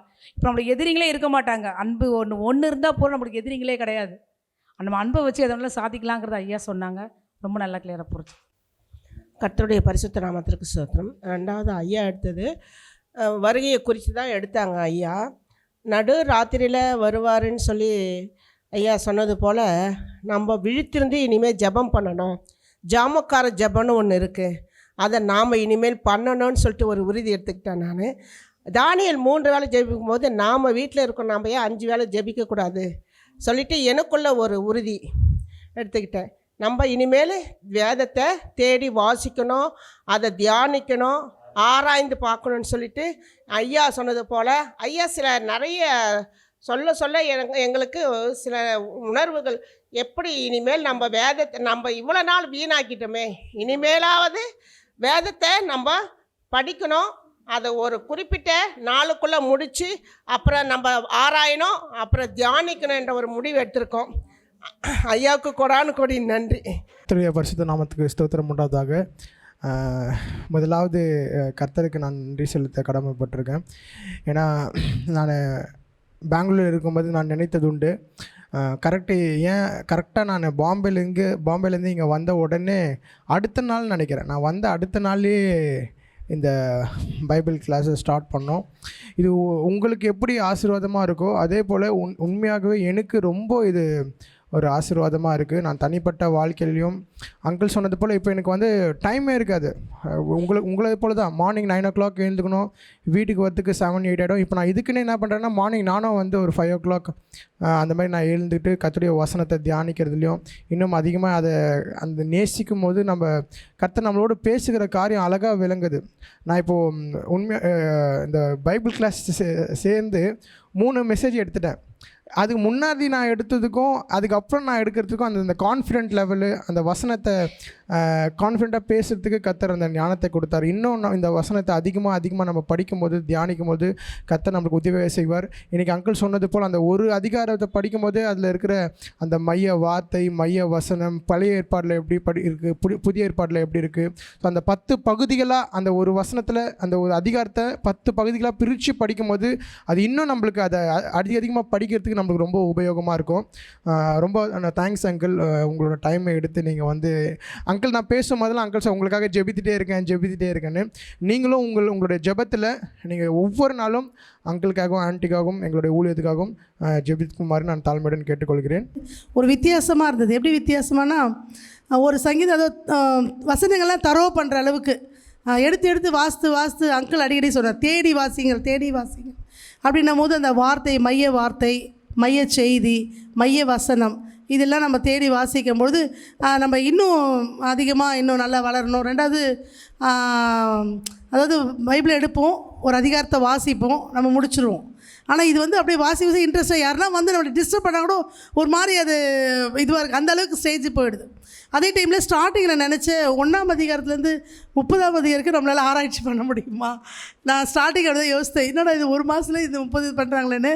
ஆனால் ஒரு அதிகாரத்தை 4-5 வாட்டி வாசித்துருக்கோம், ஆனாலும் அவ்வளோ ஈஸியாக முடிக்கிற அளவுக்கும் கர்த்தர் கிருபை செய்திருக்கார். இது வந்து என்னுடைய ஆவிக்குரிய வளர்ச்சிக்கு ஒவ்வொரு நாளும் என்னுடைய என்ன சொல்கிறது ஆவிக்குரிய வளர்ச்சிக்கு எப்படி நம்ம வாழணும், அதாவது அமைதி, சாந்தம், சமாதானம் இந்த வார்த்தையின் மூலயமா கர்த்தர் என்னோடு அதை பேசினார். அது நன்றி செலுத்துகிறேன். நமத்துக்கு ஸ்தோத்திரம். நம்ம வாசிச்சிருப்போம், ஒரு முறை வாசிச்சுட்டு நம்ம அப்படியே விட்டுட்ருப்போம். ஆனால் ஒரு முறை 2 முறை வாசிக்கும் போது மைய வார்த்தை, மைய ஜபம், மைய வசனம் அப்படின்னு அதையும் தாண்டி நிறைய விஷயங்களை அந்த அதிகாரத்திலேருந்து நம்ம கற்றுக்குறோம். நான் ஒரு சின்ன சாட்சி சொல்லணுன்னு தான் நினச்சேன். இப்போ நான் ரீசெண்டாக இந்த ஒரு வாரமாக தான் இதை எழுத ஆரம்பித்தேன். பார்த்திங்கன்னா தம்பிக்கு உடம்பு முடியாமல் இருந்தது. இதை எழுத ஆரம்பிக்கும் போது விடாமல் ஒரு வாரமாக வயிறு வலியிலே இருந்தான். அப்போ நான் இந்த வசனத்தை எழுத ஆரம்பிக்கும் போது ஏசப்பா நான் இன்றைக்கி தான் ஆரம்பிக்கிறேன், நான் இதை சீக்கிரமாக எழுதி முடிச்சிடணும். நான் இங்கே எழுதும் போது அவனுக்கு நீங்கள் கிரியை செய்யுங்க, அவனுக்கு வயிறு வலியிலேருந்து இங்கே விடுதலை கொடுக்கணும், நீங்கள் கிரியை செய்யுங்கப்பா, இதை நான் சீக்கிரமாக எழுதி முடிக்கணும் அப்படின்னு சொல்லிவிட்டு நான் ஃபஸ்ட்டு எழுதும் போது 3:30 மணிக்கு ஆரம்பித்தேன். ஒரு வாரத்துக்கு முன்னாடி 3:30 மணிக்கு ஆரம்பித்தேன். ஃபோன் பண்ணி 7:30 மணிக்கு நைட்டுக்கு கேட்குறேன், அம்மா எப்படிம்மா இருக்குது தம்பிக்கு அப்படின்னு சொல்லிட்டு. தம்பி தான் பேசினான். அப்போ அவன் சொல்கிறான், அக்கா 4 மணிலேருந்து தாங்க எனக்கு வயிறு வலியே சுமாராக இருக்குது. ஒரு வாரமாக வயிற்று வலி விடாமல் இருந்தது. ட்ரிப்ஸு அந்த மாத்திரை இந்த எல்லாமே. அப்போ தான் கடவுளுக்கு நான் ரொம்ப நன்றி சொன்னேன். இது ஆராய்ச்சி பண்ண கடவுள் நிறைய கிரியைகள் செய்கிறாரு, நிறைய வார்த்தைகளை கற்றுக்க முடியுது. அந்த வார்த்தைகள் இல்லாமல் இன்னும் நிறைய அதுலேருந்து நமக்கு தெரிஞ்சுக்கிறதுக்கான வாய்ப்புகள் இது மூலிமா கிடைக்குது. இதை ஏற்படுத்தி கொடுத்த அங்கிள், ஆண்டி, பிரேம், அத்தை, நான் இந்த கிளாஸ்க்கு வர எல்லாருக்குமே ரொம்ப நன்றி. தேவாதி தேவனுக்கும் ரொம்ப ரொம்ப ரொம்ப ரொம்ப கோடான நன்றி. அக்காங்களா ஏற்கனவே சொல்லிட்டாங்க இதை படிக்க தான் வருதுன்னு. கண்டிப்பாக அதேமாரி தான். ஆனால் எனக்கு என்ன தோணுச்சுன்னா, எழுதுகிறப்ப பார்த்தீங்கன்னா நிறைய லெட்டர்ஸ் எல்லாம் வந்து எத்தனையோ தடவை எல்லாம் டிகிரி இப்போ இது காலேஜெல்லாம் படிச்சுட்டு வந்தாலும் கூடவும் தமிழ் வார்த்தையை வந்து எனக்கு ரொம்ப இதாக இருந்துச்சு. ஏன்னா நம்ம எழுதுகிறப்ப கூட சில சமயம் நம்ம எழுதுவோம், நான் அங்கே போயிட்டு வரேன் அப்படின்றத நம்ம அங்கே போயிட்டு அப்படி தான் எழுதுவோம். ஆனால் நீங்கள் பைபிளில் அதில் பார்த்தீங்கன்னா அதோட வார்த்தைகள்லாம் வந்து அந்த சேர்த்து எழுதுனது, அந்த லெட்டர்ஸ்லாம் எனக்கு உண்மையிலே ரொம்ப பிடிச்சிருந்துச்சி. அதை நான் வந்து ரொம்ப ரசித்து தான் அந்த ஒவ்வொரு வார்த்தையும் எழுதினேன். ஏன்னா நம்ம திரும்ப ஏதாவது நாங்கள் ஹாஸ்பிட்டல் இருக்கப்போ பேஷண்ட்டு கன்சல்ட்லாம் வாங்குறப்ப நான் வந்து உண்மையில் அப்படிலாம் எழுத மாட்டோம். எனக்கு மயக்க மருந்து கொடுத்து இல்லை என்னோடய உறவினர்கள் உடம்பு சரி அந்த மாதிரி தான் எழுதுவோம். அதை சேர்த்து எழுதவே வராது. நம்ம தனித்தனியாக தான் எழுதுவோம். எனக்கு கூட அந்த மாதிரி உடனிருந்து அந்த மாதிரிலாம் எழுதவே முடியாது. சரி அப்படி தனித்தனியாக எழுதுவோம். ஆனால் இல்லை பைபிளில் நான் வந்து எழுதுகிறப்ப பார்த்தீங்கன்னா அந்த வார்த்தை வந்து எனக்கு எழுதுனது வந்து ரொம்ப பிடிச்சிருந்துச்சி. தேவிகா கூட சொன்னாங்க, நீ என்ன இப்படி எழுதிட்டுருக்க அப்படின்னு. உண்மையிலே நான் வந்து 2 டைம் எழுதினேன். எனக்கு அந்த எழுதுறது அந்த வார்த்தைகளாக வந்து எனக்கு ரொம்ப பிடிச்சிருந்து. கர்த்தருடைய பரிசுத்த நாமத்துக்கு ஸ்தோத்திரம். கர்த்தருடைய நாமத்துக்கு ஸ்தோத்திரம். ஒரு முன்னாடி சங்கீதம் வாசிக்கும் போது சும்மா அப்படியே ஒரு இதுவோடு போயிடும். அதோட வார்த்தையோட ஆழமான அர்த்தத்தை விளக்கி கொள்ள முடியாது. ஏதாவது ஒரு வசனம் வந்து பேசுகிற மாதிரி இருக்கும். ஆனால் இப்போ வாசிக்கும் போது ஒவ்வொரு வசனமே பேசுகிற மாதிரி இருக்கும். ஒவ்வொரு வசனமே நமக்காக எனக்குன்ற மாதிரி ஒரு இது இருந்துச்சு. அதுக்கப்புறம் அது நாள்பட வாசிக்க ஒரு ஆத்ம சந்தோஷம், மனசு ரொம்ப சந்தோஷமாகவே இருந்தது. அதை நாள் முழுக்கமே என்னால் ஃபீல் பண்ண முடிஞ்சுது. அந்த மாதிரி ஏசப்பா என்னை நடத்தினாங்க. கர்த்தருக்கு ஸ்தோத்திரம். நாங்கள் பைபிள் படிக்கும்போது சும்மா மேலாக்கா அப்படியே படிச்சுட்டு எடுத்து மூடி வச்சுருவோம். ஆனால் இது எழுதும்போது வந்து எங்களுக்கெல்லாம் ரொம்ப நாள் டச்சு விட்டு போச்சு. எழுதுறதுக்கே எனக்கு ரொம்ப நாள் ஆயிடுச்சு, வருஷம் கணக்கில் ஆயிடுது. ஆனால் இப்போ எழுதும்போது என் கையெழுத்து கோணல் மாலாக தான் இருக்குது. ஆனால் இருந்தாலும் அதை எழுதணும், இன்னும் தேடணும், பைபிளில் இருக்கிற வசனத்தை அது இதை எழுத இன்னும் இன்ட்ரெஸ்ட்டாக இருக்குது. இன்னும் அடுத்தது எழுதணுமா, அடுத்தது இன்னும் பைபிளில் அந்த வார்த்தைங்களை மைய வார்த்தை, மைய செய்தி, மைய வசனம், அதை வந்து இன்னும் ஆர்வமாக இருக்குது. அடுத்த வசனத்தில் நம்மளுக்கு ஆண்டவர் என்ன வார்த்தை வச்சுக்கிறார், அடுத்த வசனத்தில்ன்ட்டு அதை வந்து தேடுறதுக்கு, அதை எழுதுறதுக்கும் தேவன் கிருபை செய்திருக்கிறார். இன்னும் வந்து கற்றுக்கணுன்னு ஒரு ஆர்வம் இருக்குது. ஆனால் இருந்தாலும் எங்களுக்கு அந்த அளவுக்கு இது கிடையாது. ஆனால் நான் கேட்பேன், ஏசப்பா எனக்கு வந்து இதை கற்றுக்கிறதுக்கு ஞானத்தை தாங்க ஏசப்பா. எனக்கு வந்து அவ்வளோவா எனக்கு தெரியல. எனக்கு ஒவ்வொன்று நான் பைபிள் படிக்கும்போது கூட நான் ஜெபம் பண்ணி தான் படிப்பேன். ஏசப்பா நான் படிக்கிற வார்த்தை வந்து வசனத்தை வந்து என் ஞானத்துக்கு எட்டணும், அதில் உள்ள வார்த்தைகளெல்லாம் எனக்கு தெரிஞ்சுக்கணும், புரிஞ்சிக்க எனக்கு ஞானத்தை கொடுங்கன்னு தான் ஜெபம் பண்ணிட்டு படிப்பேன். ஆனாலும் இதில் வந்து தேடி அந்த வார்த்தை, அந்த வசனத்துக்கு வார்த்தைகளை வந்து தேடி இருக்கும்போது ஒரு ஆர்வமாகவும் இருக்குது, ஒரு சந்தோஷமாகவும் இருக்குது. அதுக்காக கர்த்தருக்கு ஸ்தோத்திரம். பரிசுத்த நாமத்துக்கு ஸ்தோத்திரம். ஃபஸ்ட்டு அந்த சங்கீதத்தை எழுதும்போது ஒவ்வொரு நாளும் வந்து நான் ஆரம்பிக்கும் போதே வந்து அந்த மாதத்தில் நிறைய போராட்டங்கள்லாம் ஆரம்பிச்சுது. நிறைய பிரச்சனை, படிக்கணும் ஏதாவது இது பண்ணணும்னு சொல்லும் போது தான் வீட்டில் யாராவது ஒருத்தர் வருவாங்க, மாமனாருக்கு உடம்பு சரியில்லை பார்க்க வருவாங்க, அவங்கள நான் போய் பார்க்கணும் வரணும், அந்த மாதிரி சூழ்நிலைலாம் இருந்துச்சு. அப்போ நைட்டு நேரத்தில் நான் ஜெபிக்கும்போது ஆண்டவர்கிட்ட நான் ஒப்பு கொடுத்தேன். ஏசப்பா நான் இதுவரையிலும் என்னால் இது பண்ண முடியல, படிப்பேன் மூடி வச்சிருவேன், இவ்வளோ தான் நான் பண்ணியிருக்கேன், எனக்கு உதவி செய்யுங்கன்னு சொல்லி ஆண்டவர்கிட்ட நான் ஒரு நாளும் நான் கேட்டு இது பண்ணும்போது ஆண்டவர் வசனத்தை புதுவிதமாக படிக்கிறதுக்கு ஆண்டவர் எனக்கு உதவி செஞ்சார். ஒவ்வொன்றுத்தும் வேறு மாதிரி இது பண்ணும்போது நான் ஒரு வசனம் எடுத்தாலும் அதோட ரெஃபரன்ஸ்லாம் எனக்கு தேடுறதுக்கு ஆண்டவர் எனக்கு அது உதவி செஞ்சார். கர்த்தருக்கு நன்றி. இன்றைக்கி படித்ததில் இன்றைக்கி நீங்கள் சொன்ன வார்த்தைகள், இந்த 10 குறிப்புகள் கொடுத்துருக்கீங்க, 12 இதெல்லாம் கொடுத்துருக்கீங்க, அது எப்படி படிக்கணுன்றது, அது எனக்கு அந்த ஆவிக்குரிய ரீதியாக எப்படி படிக்கணும் அப்படின்னு சொல்லிட்டு, அந்த பக்தி விருத்தி உண்டாக படிக்கணும், கர்த்தரை அறிவோடு படிக்கணும், தேவ சத்தத்தை கேட்டு படிக்கணும்னு சொல்லிட்டு, சில நேரத்தில் நைட்டில் நான் திடீர்னு யாரும் எழுப்புற மாதிரி தோணும். ஆனால் அது வந்து எந்திரிச்சிட்டு அந்த நிமிஷம் கேர்லெஸ்ஸாக படுத்துருவேன். ஆனால் இப்போ எனக்கு அந்த நீங்கள் அது தேவ சித்தம்னு சொல்லும் போது அந்த சத்தம் நான் உணர்கிற ஃபீல் எனக்கு வருது. சில நேரத்தில் ஆண்டவர் அதுக்கு கீழ்ப்படிஞ்சு நடக்க ஆண்டவர் எனக்கு உதவி செய்வாராக. ஆமீன். இன்றைய கிளாஸில் வந்து ஐயா சொன்ன மாதிரி நம்ம ஆலயத்தில் கூட இருந்தால் கூட வேதத்தை வாசிக்கணும், நேசிக்கணும், தியானிக்கணும். நான் சில டைமில் யோசிப்பேன், நம்ம தான் கோயிலுக்கு போகிறோமே, நம்ம காலை 4 மணி ஜெபம் பண்ணுறோம்ல, அதான் பைபிள் வாசிக்கிறோமே, அப்புறம் எதுக்கு பைபிள் வாசிக்கணும் அப்படின்னு சொல்லலாம் யோசிச்சிருக்கேன். ஆனால் அப்படி கிடையாது. நம்ம வந்து ஆண்டோட வேதத்தை வந்து தினமும் வாசிக்கணும். சாக்கு புக்கும் அதுக்கு சப்போர்ட் பண்ணக்கூடாது. நான் இதை வாசித்தேன், நான் ஜெபம் பண்ணிட்டேன், எனக்கு ஐயா சொன்னதில் எனக்கு தெரிஞ்சுது, நான் காலையிலேருந்து 4 மணி ஜெபம் பண்ணிட்டேன், இன்றைக்கி பைபிள் வாசிக்க வேணாம் அப்படி அதுக்கு நான் சப்போர்ட் பண்ணக்கூடாது. ஆனால் இன்றைக்குரிய வேத பகுதி என்ன, இன்றைக்கி சாமி நம்மளோட என்ன பேசுகிறாரு, அதனால் நமக்கு எப்போ டைம் இல்லை அப்போல்லாம் வேதத்தை வாசித்தணும் அப்படின்னு கருத்தை என்னென்னு உணர்த்தினார். நான் அதுக்கு நன்றி சொல்கிறேன். நம்ம வேதத்தை வாசிக்கிறப்ப எப்படி வாசிக்கும் அப்படின்னா, சும்மா டைம் வாசிக்கணுன்றதுக்காண்டி வாசிக்காமல் மன வாஞ்சியாக வாசிக்கணும். அதை தினந்தோறும் மன வாஞ்சியாக அதை வாசிக்கணும். அதை வந்து மன வாஞ்சியோடு மாத்திரம் இல்லாமல் நான் எப்படி கருத்தாக வாசிக்கணும், நம்ம கருத்தாக வாசித்ததை அது 1-2 வார்த்தைகளாவது பிள்ளைகளுக்கு வந்து சொல்லி கொடுக்கணும். அது வந்து தேவனுடைய வந்து அந்த வசனம் வந்து தேவனுடைய விதை என்பதை உணர்ந்து படித்து நம்ம கூட இருக்கவங்களுக்கு அதை வந்து மற்றவங்களுக்கு அதை வந்து சொல்லி கொடுக்கணும். அதை ஒவ்வொன்றும் வேதத்தில் வந்து தேடி தேடி வாசிக்கணும். அந்த இது ரொம்ப யூஸ்ஃபுல்லாக இருந்தது. அப்புறம் வந்து இயேசுவினுடைய பிறப்புடைய வாழ்க்கையில் வந்து அந்த 8 இது இருக்குல்ல, அது வந்து ரொம்ப இதாக இருந்தது. அவர் சும்மா நம்ம பைபிளில் படிச்சுட்டு நான் கதையெல்லாம் குழந்தைங்க சொல்கிறப்ப இயேசு பிறந்தார், வளர்ந்தார், ஊழியம் பண்ணார், அவ்வளோதான் சொல்லிக் கொடுப்போம். ஆனால் அதில் வந்து எத்தனை வருஷங்களை, எத்தனை நாட்களில் எப்படிலாம் பண்ணாங்க, எங்கெங்கெல்லாம் போயிட்டு வந்தாங்க அப்படின்றதெல்லாம் பற்றி ரொம்ப நல்லா தெரிஞ்சுக்கிற மாதிரி இருந்தது. கர்த்தருடைய பரிசுத்த நாமத்துக்கு ஸ்தோத்திரம். கர்த்தருடைய பரிசுத்த நாமத்துக்கு ஸ்தோத்திரம். அது மாத்திரம் இல்லை, நம்ம இந்த ஆத்மாவுக்கு குறித்து என்னென்ன பலன், நம்ம வேதத்தை வாசிக்கிறதுனால நம்ம ஆத்மாவுக்கு வந்து என்னென்ன பலன் இருக்குது அப்படின்னு சொல்லிட்டு அதில் பார்த்தீங்கன்னா நிறைய வசனம் சொன்னாங்க. நம்மளுடைய சரீரம் வந்து அழிவில்லாத வித்துவாக இருக்கும். அதே மாதிரி அந்த நன்மை தீமை, அந்த வேதத்தை வாசிக்கிறதுனால எது நன்மை எது தீமைன்றதை தெரிஞ்சுக்கிறக்கூடிய அளவுக்கு நமக்கு ஒரு ஞானம் வரும். அது மாத்திரம் இல்லை, நல்லா முதல் பலன் எதுனாலும் வந்து நமக்கு முதல்ல அப்படின்னு அந்த மாதிரி ஒரு இருக்குது. அந்த வேதத்தை வாசித்தல ஒரு வசனம் சொன்னது நல்லா இருந்தது. தேனிலும் மதுரமான தெளிந்த தேன் போல் அப்படின்னு. அது வந்து எனக்கு ரொம்ப பிடிச்ச வசனமாக இருந்தது. அந்த இதுவும் பார்த்திங்கன்னா சும்மா தேனுவே ஒரு இனிப்பு, அதுலேயும் பார்த்திங்கன்னா தெளிவான தேனா அந்த வார்த்தை ரொம்ப இதாக இருந்தது. அப்புறம் அதை நம்ம பார்த்தோம் அப்படின்னா அந்த வேதம் வந்து ஆவிக்குறிக்கு எப்படி இருக்கும், நமக்கு பரிசுத்தமாக இருக்கும், சத்தியமாக இருக்கும். அந்த இது நல்லா இருந்தது. அது நம்முடைய வாழ்க்கைக்கு நித்திய வெளிச்சமாக இருக்கும், நல்ல மகிழ்ச்சியாக இருக்கும் அப்படின்றது இந்த ஆவிக்குரிய இந்த வசனம் வாசிக்கிறதுனால, வேதத்தை வாசிக்கிறதுனால ஆவிக்குரிய நம்ம சரீரத்துக்கு என்னென்ன இருக்குன்றது நல்லா இருந்தது. கர்த்தர் நாமத்துக்கு ஸ்தோத்திரம். கர்த்தருடைய பரிசுத்த நாமத்துக்கு ஸ்தோத்திரம். இன்றைக்கி என்ன பேசுனாங்கன்னா, எஸ்ப்பா என்கிட்ட நான் வந்து வேதாகமத்தை ரொம்ப மேலோட்டமாக படிக்கிறேன்ற மாதிரி என்னோட பேசினாங்க. ஏன்னா இப்போ வந்து வேதாகமத்தை படிக்கிறோன்னா அதுக்கு வந்து உலக காரியமாகவும் ஆவிக்குரிய காரியமாகவும் பலன் இருக்குது. ஆனால் வந்து அந்த ஆவிக்குரிய காரியத்திலே ஆத்மாவுக்கு மாத்திரம் எவ்வளோ பலன் இருக்குது அப்படின்ற மாதிரி பேசினது. அதுக்கப்புறம் அதான் ரொம்ப மேலோட்டமாக நான் இருக்கிறேன்றத என்னை உணர்த்தினாங்க. இன்னும் ஆழமாக கருத்தாக நான் வாசிக்கணுன்ற மாதிரி என்கிட்ட பேசினாங்க.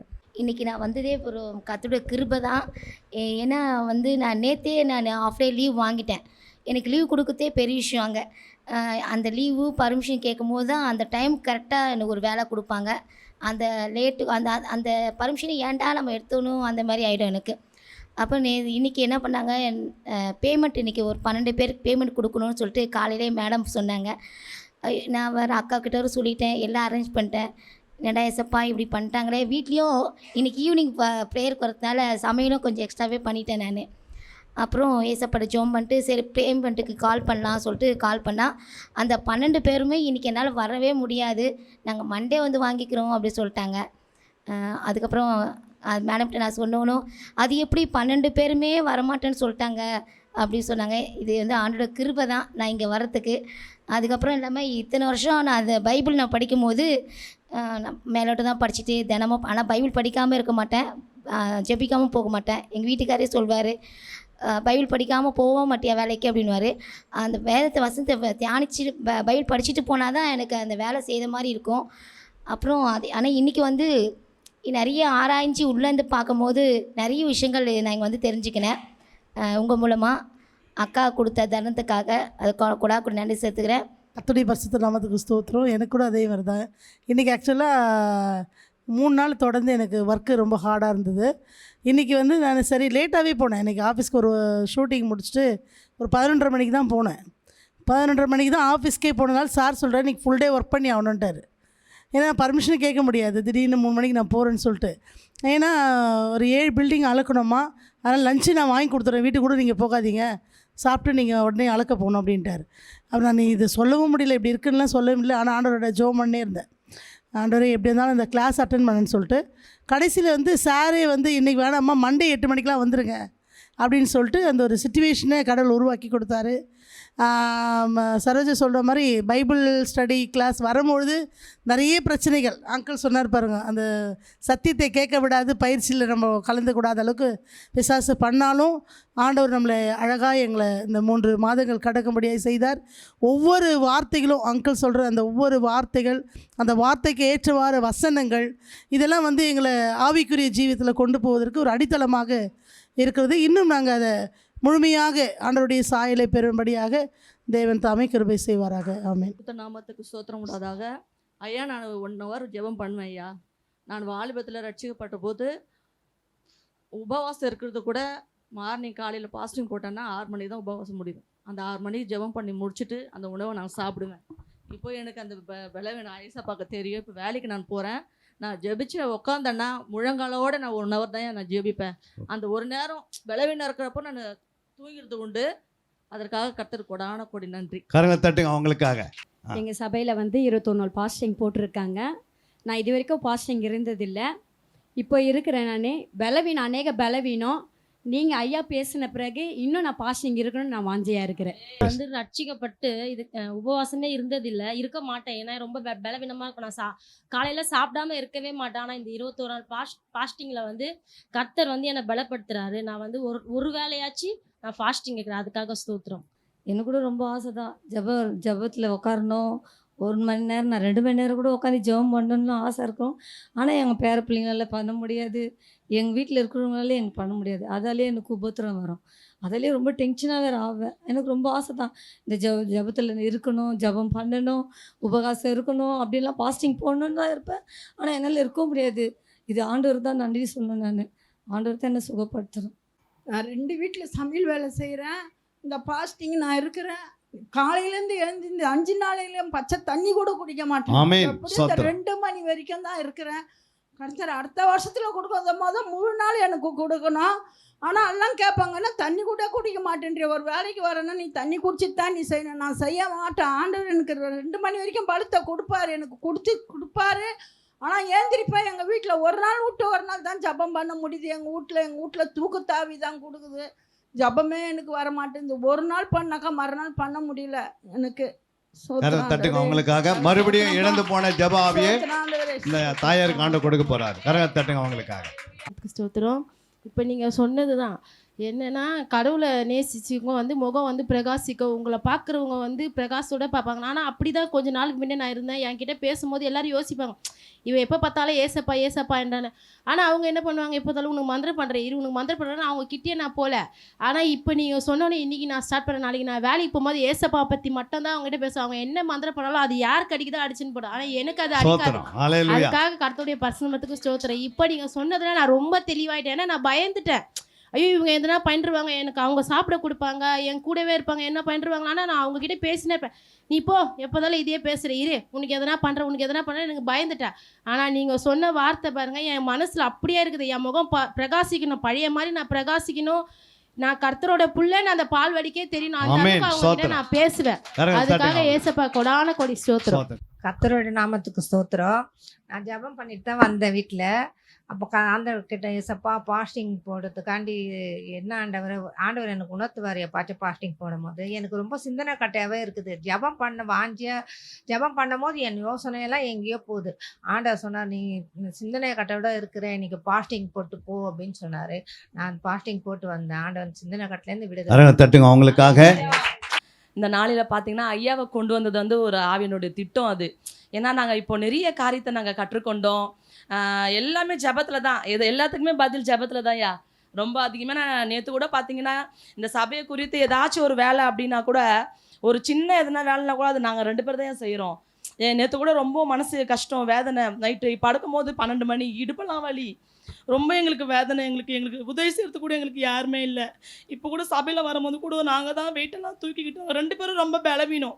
எனக்கு ரொம்ப கஷ்டம். நாங்கள் வெளியிலையும் நாங்கள் ஊழியம் செய்கிறோம், சபை ஊழியத்தை நாங்கள் பார்க்குறோம், வீட்லேயும் நாங்கள் இருக்கிறோம்.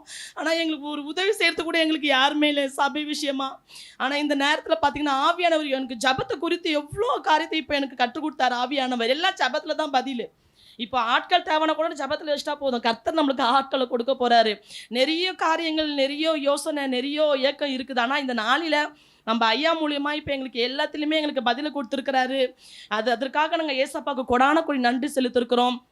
நிறைய காரியம் ஒரு ஊழியக்காரங்களாம் நாங்கள் எப்படி இனி எப்படி நடத்தணும் சபையை, இனி ஜபத்தில் நாங்கள் எந்த விதமான ஜபத்தில் நாங்கள் இனிமேல் ஏறெடுக்கணும், அதெல்லாம் இப்போ இந்த நாளில் எங்களுக்கு ஐயா மூலியமாக எங்களுக்கு கற்றுக் கொடுத்துருக்கிறாரு. இனிமேல் வருகிற நாட்களில் நம்ம சபை மூலியமாக இனி இரவு ஜபம், அநேக ஜபங்கள், ஜாமக்கார ஜபம் நம்ம வைக்க போகிறோம். ஐயா மூலியமாக நம்ம வண்டி கர்த்தர் நம்மளுக்கு ஒரு ஏவுதலை கொடுத்துருக்கிறாரு. இனிமேல் இந்த பகுதி மக்களுக்காக நம்மளை இந்த இடத்துல சபையை கொடுத்துருக்கிறாரு. ஜபத்தினால இந்த பகுதி மக்களை ரட்சிப்பதற்காக நம்ம என்ன பண்ணோம், ஜபத்தை கட்ட போகிறோம். இனிமேல் சபை ஜனம் நாங்கள் எல்லாரும் ஒருமனப்பட்டு இனிமேல் சபை மூடி இருக்க போவதில்லை. அநேக நாட்களாக நம்ம இனிமேல் வாரத்தில் அநேக நாட்கள் நம்ம கடந்து நாங்கள் சபை நாட்களாக ஜபிக்க போகிறோம். இந்த நாளில் ஐயா பிரசங்கிக்கும் போது ஆவியினர் எங்களுக்கு ஏவுதல் கொடுத்தாரு. ஐயா இனிமேல் ஜபந்தான், இனிமேல் பேச்ச கிடையாது யார்கிட்டையும், ஜபத்தினால எல்லாவற்றையும் சாதிக்க போகிறோம். அவ்வளோதான் ஐயா. விசுத்த நாமத்துக்கு மகிமை உண்டாவதாக. எனக்கு வார்த்தை தான் ரொம்ப பிடிக்கும். சபையிலே யார் பேசினாலும், சின்ன ஊழியக்கார் பேசினாலும், சாதாரண விசுவாசி சபையுடைய வார்த்தையை பேசினாலும் கூட, ஆண்டவரே நீங்கள் எனக்காக தான் நீங்கள் பேசணும், அந்த வார்த்தை என்னுடையது அப்படின்னு சொல்லி தான் சில சபைகளில் போகும்போது கூட அந்த வார்த்தையை கொண்டு தான் நான் போகுவேன். அநேக ஊழியக்காரர்கள் சபைகளில் இருந்தாலும் தேசத்தில் இருந்தாலும் எனக்கு கர்த்தருடைய வார்த்தையை பேசுகிற ஊழியக்காரங்க தான் பிடிக்கும். நம்ம தப்பு நம்ம போதகராக இருந்தால் கூட நாம் கூட சில காரியங்களை கற்றுக்கொள்ள வேண்டும். அவங்க மூலியமாக நம்ம தப்பு செய்கிறோமா, கரெக்டாக இருக்கிறோமா, அவங்க மூலியமாக அந்த வார்த்தைகளை நம்ம கடிந்து கொண்டு ஏற்றுக்கொள்ளும் பொழுது தான் சபைகள் சீர்படும். சபையானது நம்ம சபையில் வார்த்தை மூலமாக ஒரு வார்த்தையை நம்ம கற்றுக்கொள்ளனா வேறு எங்கேயும் நம்மளால் என்ன பண்ண முடியாது, கற்றுக்கொள்ள முடியாது. படிப்பில் அநேக காரியங்கள் கற்றுக்கொள்ளலாம். ஆனால் ஆவிக்குரிய வாழ்க்கையில் நம்ம கற்றுக்கொள்ள வேண்டும் என்று சொன்னால் சபையில் தான் கற்றுக்கொள்ள முடியும். ஐயா மூலியமாக ஆண்டவர் பேசினார். அநேகருக்கு பிரயோஜனமாக இருந்தது, எனக்கும் பிரயோஜனமாக இருந்தது. கர்த்தர் ஆசீர்வதிப்பாராக. ஆமென். இந்த நாளில் நான் கேட்ட செய்தியின்படி மத்திய 24 ஆண்டவரை பார்க்கறதுக்கு நமக்கு எந்த கண்கள் தேவைப்படும், நம்முடைய மனக்கண்கள் எப்படி திறக்கப்படும் அப்படிங்கிற அந்த வார்த்தை எனக்கு ரொம்ப பிரயோஜனமாக இருந்துச்சு. அதுக்கப்புறமேட்டுக்கு பார்த்திங்கன்னா தேவனிடத்தில் நம்ம பெற்றுக்கொள்கிறத விட நம்ம தேவனுக்காக என்ன செய்ய வேண்டும் அதை பற்றி எனக்கு ரொம்ப ரொம்ப பிரயோஜனமாக இருந்துச்சு என் ஆவிக்குரிய வாழ்க்கைக்கு. ஆண்டவருக்கு ஸ்தோத்திரம். வேத வசனங்களை ஆழமாக இன்னும் தியானிக்கணும், அறிஞ்சிக்கணும்.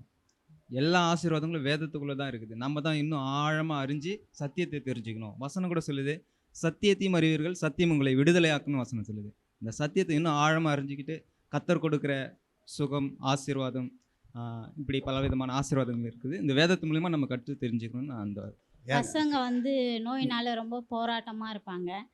அந்த இடத்துலலாம் ரொம்ப நாங்கள் கவலைப்படுவோம். அந்த இடத்துல நாங்கள் அதிகமாக ஜெபம் பண்ண ஆரம்பிக்கும் போது தான் அந்த சோதனை அதிகமாக எங்களுக்கு வரும்.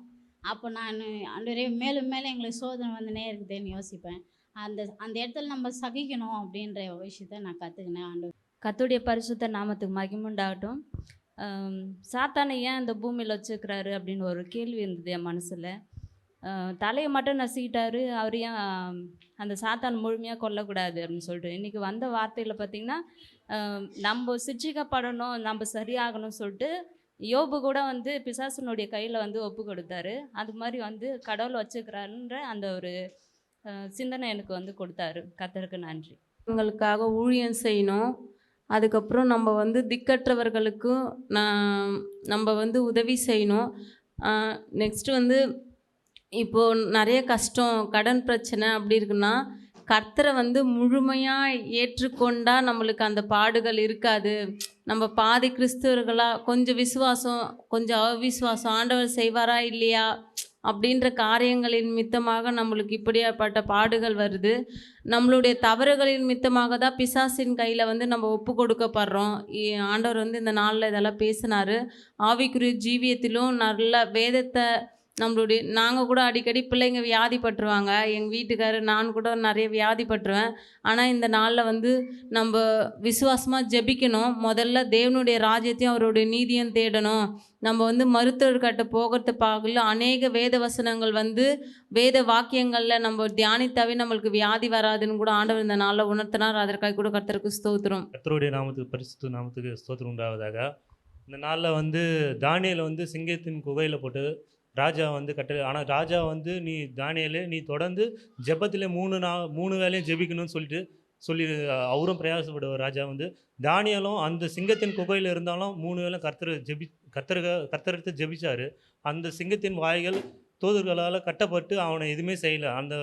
அந்த மறுநாள் வந்து அவன் எப்படி இருந்தாரோ அதோட அதுபோல் மீட்டு வெளியில் வந்தார். அதுபோல் நான் தொடர்ந்து ஜெபித்தா கர்த்தர் வந்து எல்லா காரியங்களும் வாய்க்க பண்ணுவாருன்ட்டு இந்த நாளில் நான் பிரயாசித்தேன். கர்த்தருக்கு இந்த சிறுசாட்சி கர்த்தர் ஆசீர்வதிப்பார். பரிசுத்த நாமத்துக்கு ஸ்தோத்திரம்.